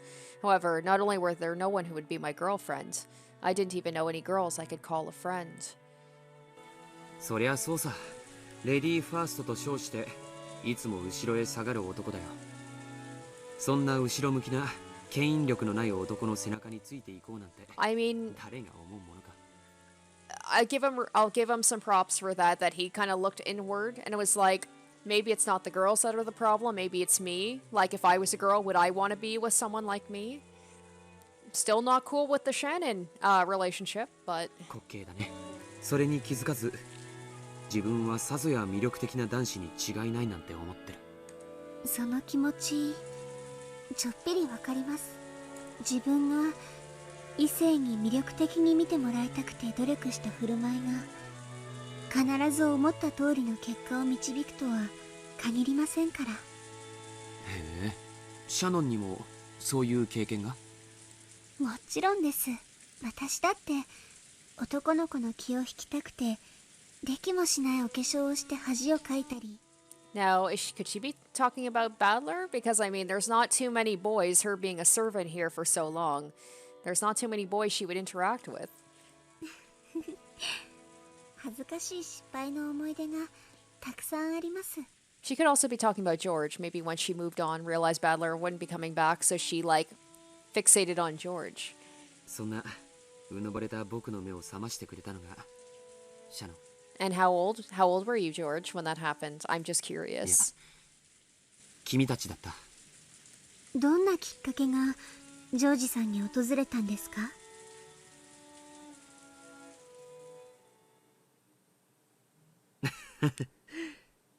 嫉妬かな。Envy. Ooh, okay. 意外です。でも何に？君とバトラ君 Oh, が shit. とても楽しそうに話しているのを見て。 So I wonder if there was, like, some deep down, like, even George and Badler, they seem to get along on the surface. Maybe, yeah, he had, like, some resentment towards him for, like, how effortlessly Badler can talk to girls. 僕は嫉妬した。私がバトラ様と？ Shannon raced through her memories, trying to find a conversation that might have made George envious. 君たちにとっては他愛ない会話だったに違いないよ。でも僕はそれに嫉妬を感じてしまった。ここからの話はバトラ君には絶対に内緒にしてほしい。 Okay, so let's think about this. So, gosh, okay, this is even worse now because Badler was 12. And Shannon would have been 10. 10. Child, literally. 約束できる？もちろんです。みすぼらしい僕の懺悔さ。でも聞いてほしい。今夜は僕の悪い部分を知ってくれた上で I'm interested. 君に返事をもらいたいことがあるから。 I'm interested. Let's get more into George. He's been kind of like a background character. We haven't really gotten into his psyche very much, have we? はい、聞かせてください。 With a smile but serious look in her eyes, Shannon nodded. Tonight. She knew what he was going to ask her tonight. George had the right to confess before asking that sacred question, and Shannon had the obligation to listen. Shannon understood this, so she listened quietly. 感激の魔女ってずいぶん趣味の悪い魔女なのね。 I would. If I was a witch, I'd be like, ooh, this is some hot tea right now. 恋を語る話は時を超えて尊い。いくら聞いても飽きぬでな。もっとも私にはエンジェの乙女らしい剣王の表情の方が愉快であるが。 Featherin laughed quietly. Angie huffed and looked away, but she quickly realized that this would only entertain Featherin even more, so she tried to act unconcerned. バトラ君もジェシカちゃんも昔から快活だね。いや、そんな言い方は取り繕ってる。だからこう言うよ。 George looked up where the moon should be, high above the rain clouds, and spoke. They were honest words, spoken from George's meek heart. 僕は昔からバトラ君もジェシカちゃんも礼儀に欠けた子だと思ってたよ。いや、もっとダイレクトに言おう。言葉遣いの下品な子たちだなとさえ思っていたよ。本当さ、軽蔑してくれていい。If that's the worst you're gonna say, that's not too bad. I feel like it's what you're gonna confess is worse than this. しません。人は何を胸中に思おうと許されます。むしろ態度に出さなかったジョージさんは立派です。ありがとう。僕はそんな彼らを内心見下していたよ。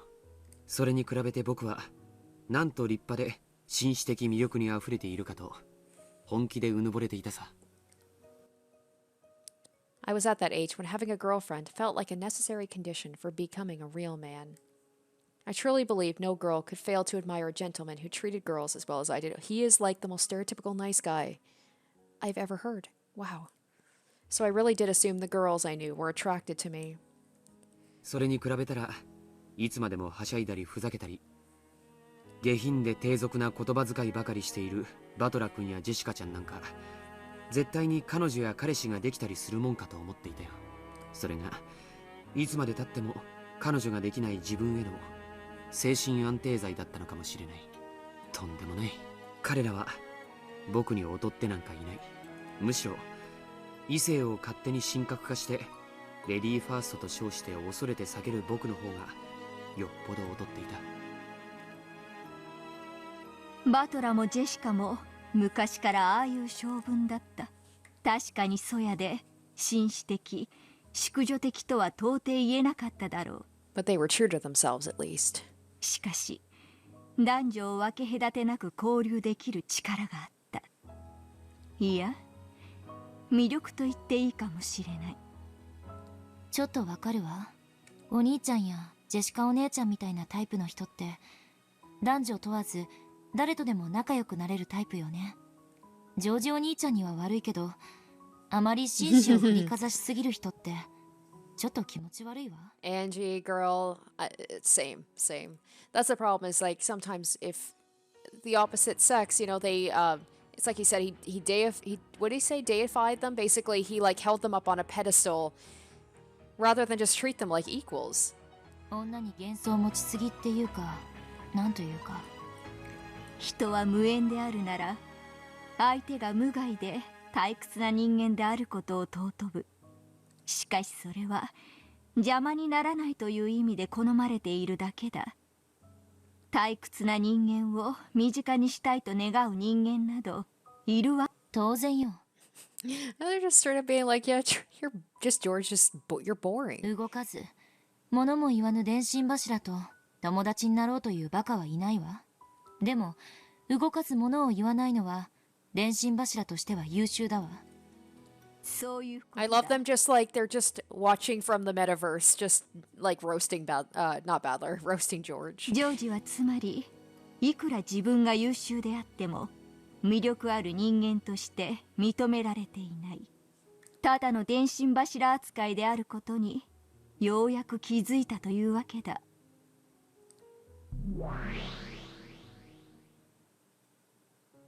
僕は当時うぬぼれの真っ盛りだった。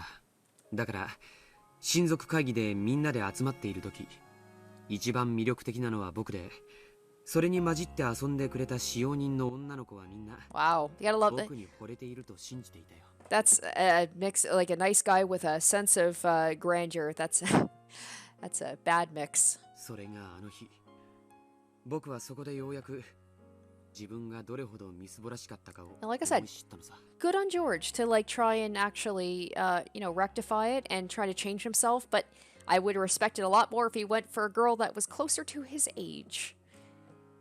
私が当時何か心ないことを言ってしまったのでしょうか。いいや、逆さ。君は何も言わなかった。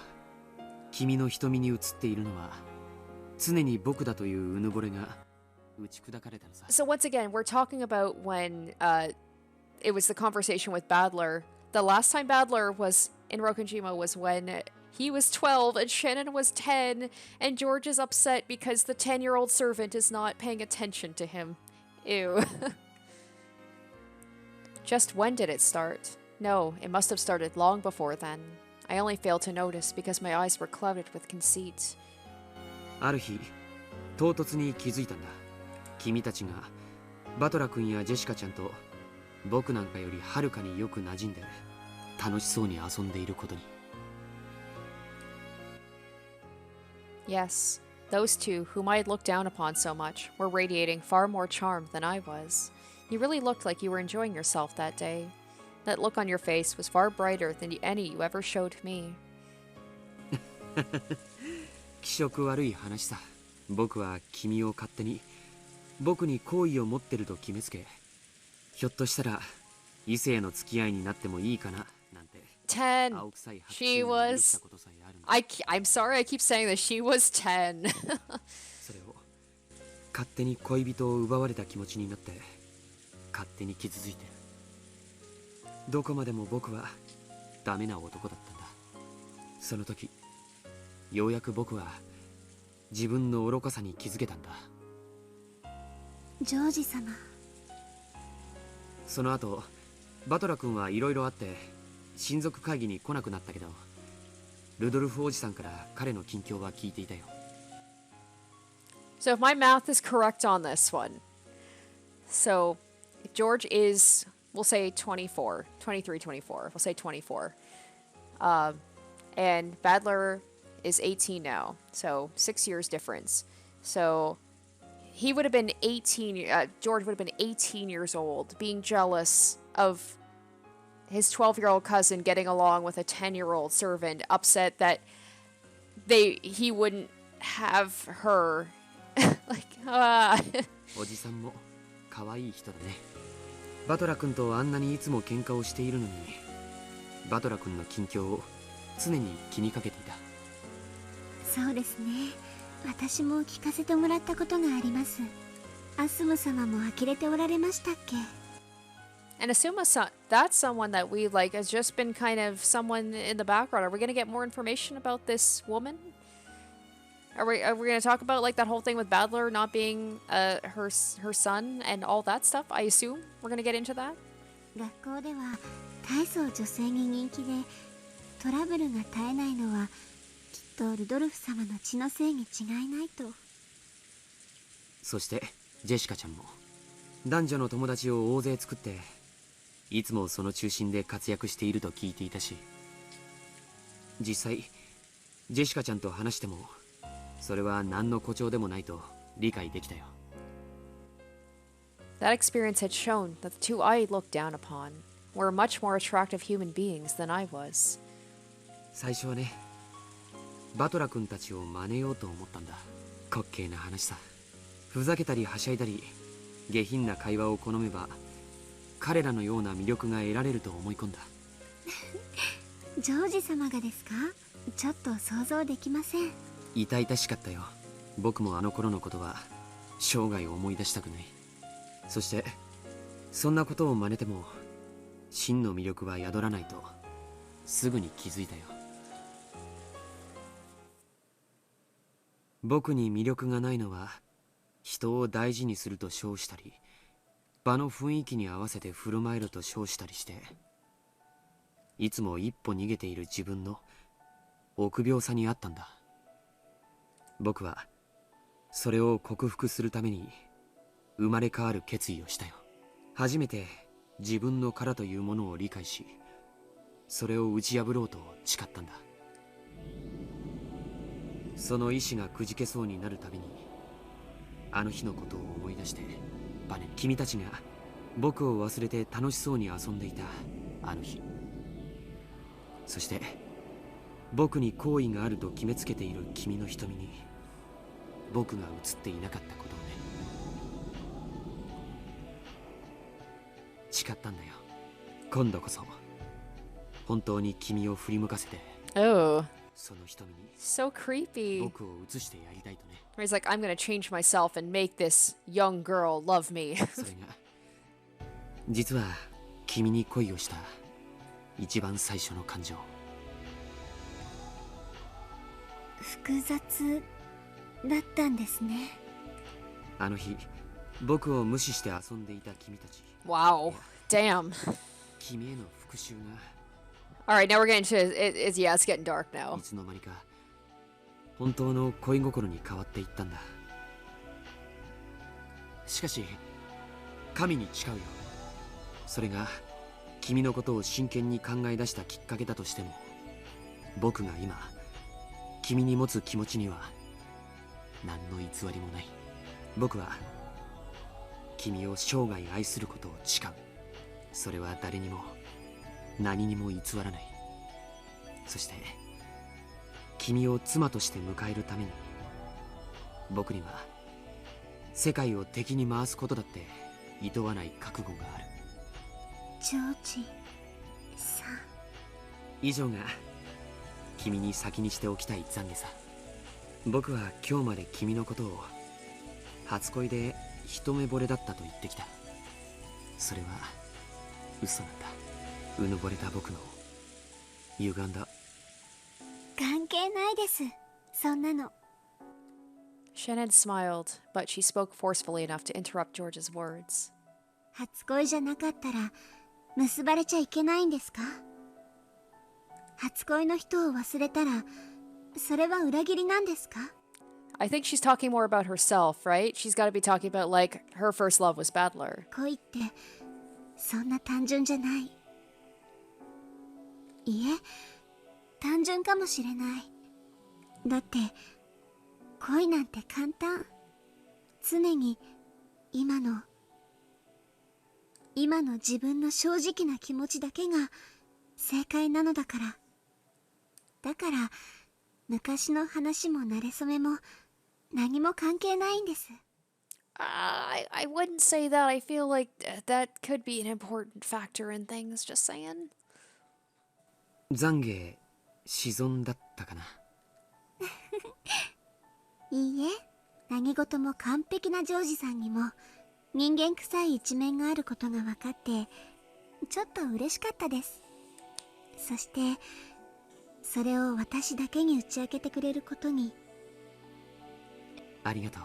僕は君がいたから僕になれた。私もジョージさんがいるから私でいるのです。だから包み隠さず教えてください。私たちはどんな夫婦になってどんな未来を築くのですか？僕は君という妻を得て父さんを超える実業家になる。そしてさまざまな挑戦や冒険を経て自分の可能性の限界を確かめたい。その到達点の頂に君と一緒に至りたいんだ。そこからの眺めは僕以外の誰にも見せられないものになる。楽しそうです。どこまでもお供します。もちろん実業家としての冒険だけじゃない。夫婦でしか築けないものもたくさん積み上げていきたい。 When he says something like, I want to be an accomplished businessman, and she's like, that sounds fun. All that says to me, because he also has talked about how he wants kids, all that says to me is like, I'm going to be at work a lot, and you're going to be at home with our kid, and we're going to be like the perfect little family that I've always wanted. それはどんなものですか？子供を作ろう。はい、旦那様。最低3人は作りたい。男の子も女の子も両方欲しい。もし3人とも男の子だったら？次こそ女の子かもね。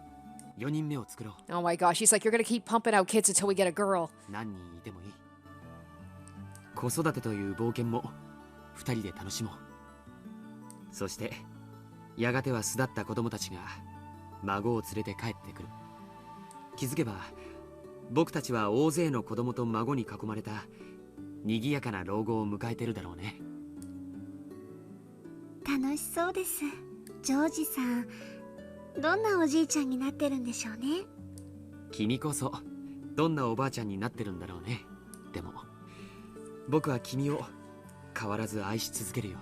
そして大勢の家族に見守られながら王女をできたら、僕たちの人生は誰にも負けないものとして描き切られる。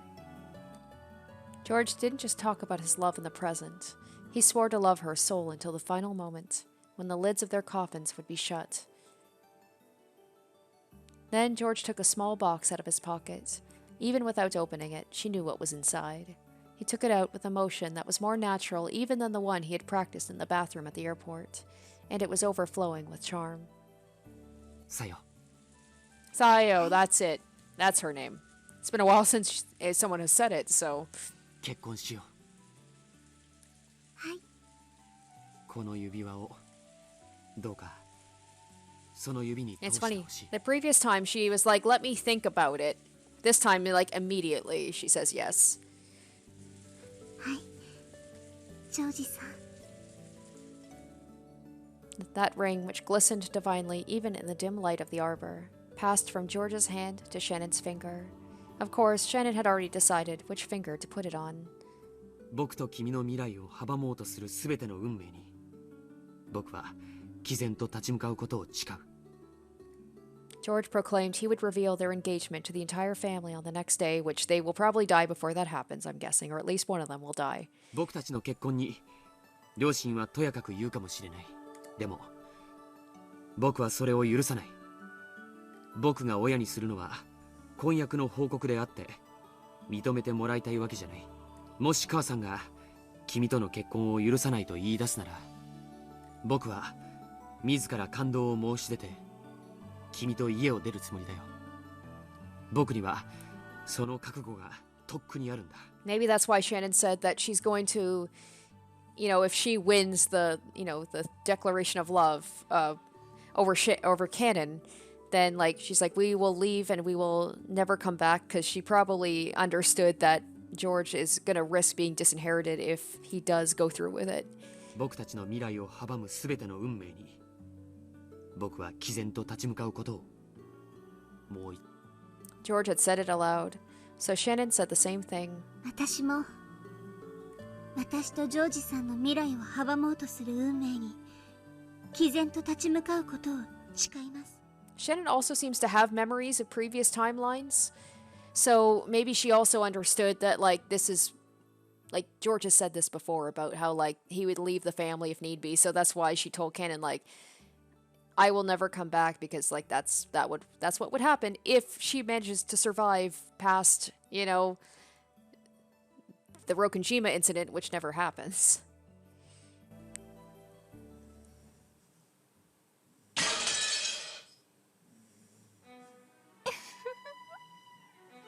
バトラさん、いつ事件が始まるんです？もう恋愛ごっこお腹いっぱいなんですけど。黙って見ていろ。はいはい。私があくびでもした隙に何かとんでもない伏線を通過されたらたまりませんから。お前には愛はないのか？愛が証拠として受理されるミステリーってあるんですか？ありませんから。 Erika laughed coldly and stared down at the two on the game board. Badler watched her quietly. Erika thought she felt a touch of pity in his gaze, and she averted her eyes uncomfortably. 一応理解はしてますとも。愛が殺人の動機程度にはなりうることくらい。一応この東屋での出来事は2人の婚約に障害が生じた場合、犯行の動機となりうる程度には解釈しとこうと思います。まあ赤くない言葉でいくら愛をささやこうとも全ては幻ですが。かわいそうにな。お前は魔女に証拠が与えられなかったら人も愛せないんだな。くだらない恋愛トークはやめてください。私はあんたの敵であって恋の話に付き合う酔狂な友人ではありませんから。 Was her getting married to Badler at the beginning of this, was that some sort of fucked up thing, being marriage, is equal to love, where she's just like, is this the love that you speak of? Where it's just like, I'm basically just trapping you forever. It's like, here you go, here's your love. 私には今のあんたがさっぱりわかりません。一体あんたは何を悟ったってんです？あんたとベアとは罵り合い殺し、そのあんたが何の真相に至ってベアトに対する感情を変えたんですか？まさか殺し合うライバル関係から恋愛感情が芽生えたとか。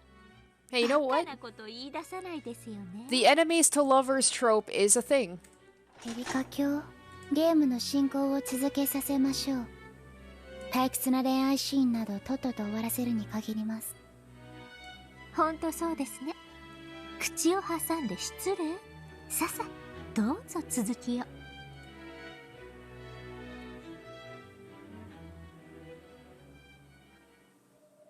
Alright, sorry to cut it off at kind of a weird time, but I'm a little strapped for time, so we're gonna end it here. Another interesting episode of the showdown between Erika and Maria. Erika really has absolutely no shame. That weird moment in that weird room with who might be Battler, but I mean, it's not confirmed it's him. Got a lot into the idea of different parts of the self, the two Beatrices, Featherin and Angie talking about how different people, like people can exist as like different facets of themselves, I guess. And a very interesting look into George's psychology, which was fascinating. It was like Shannon said, he's got a human side. It's we're seeing the less than perfect aspect of him, which is, after 6 chapters, it's finally nice to get like some insight into him. Although it was kind of icky going into it, but interesting nonetheless. So we're gonna pick back up next week, and will we have some murders next week? I don't know. We'll have to wait and see. Battler seems to be kind of delaying the murders in this one. He's very focused on the love aspect. Maybe he doesn't want to get into the murders, but it's got to be done at some point. We'll see if it happens next time. Thank you guys so much for watching. I hope you enjoyed, and stay tuned next week for part 64. Until then, bye. Special shoutouts to my top tier patrons: Nana, Kaori Makoto, Revealing Storm, Tequila Mockingbird, Jared Fan, Izzy Ibo, Asborn Kennedy, Harry Gazif, Icognito, Locus Corollas, and Mad Goldsmith.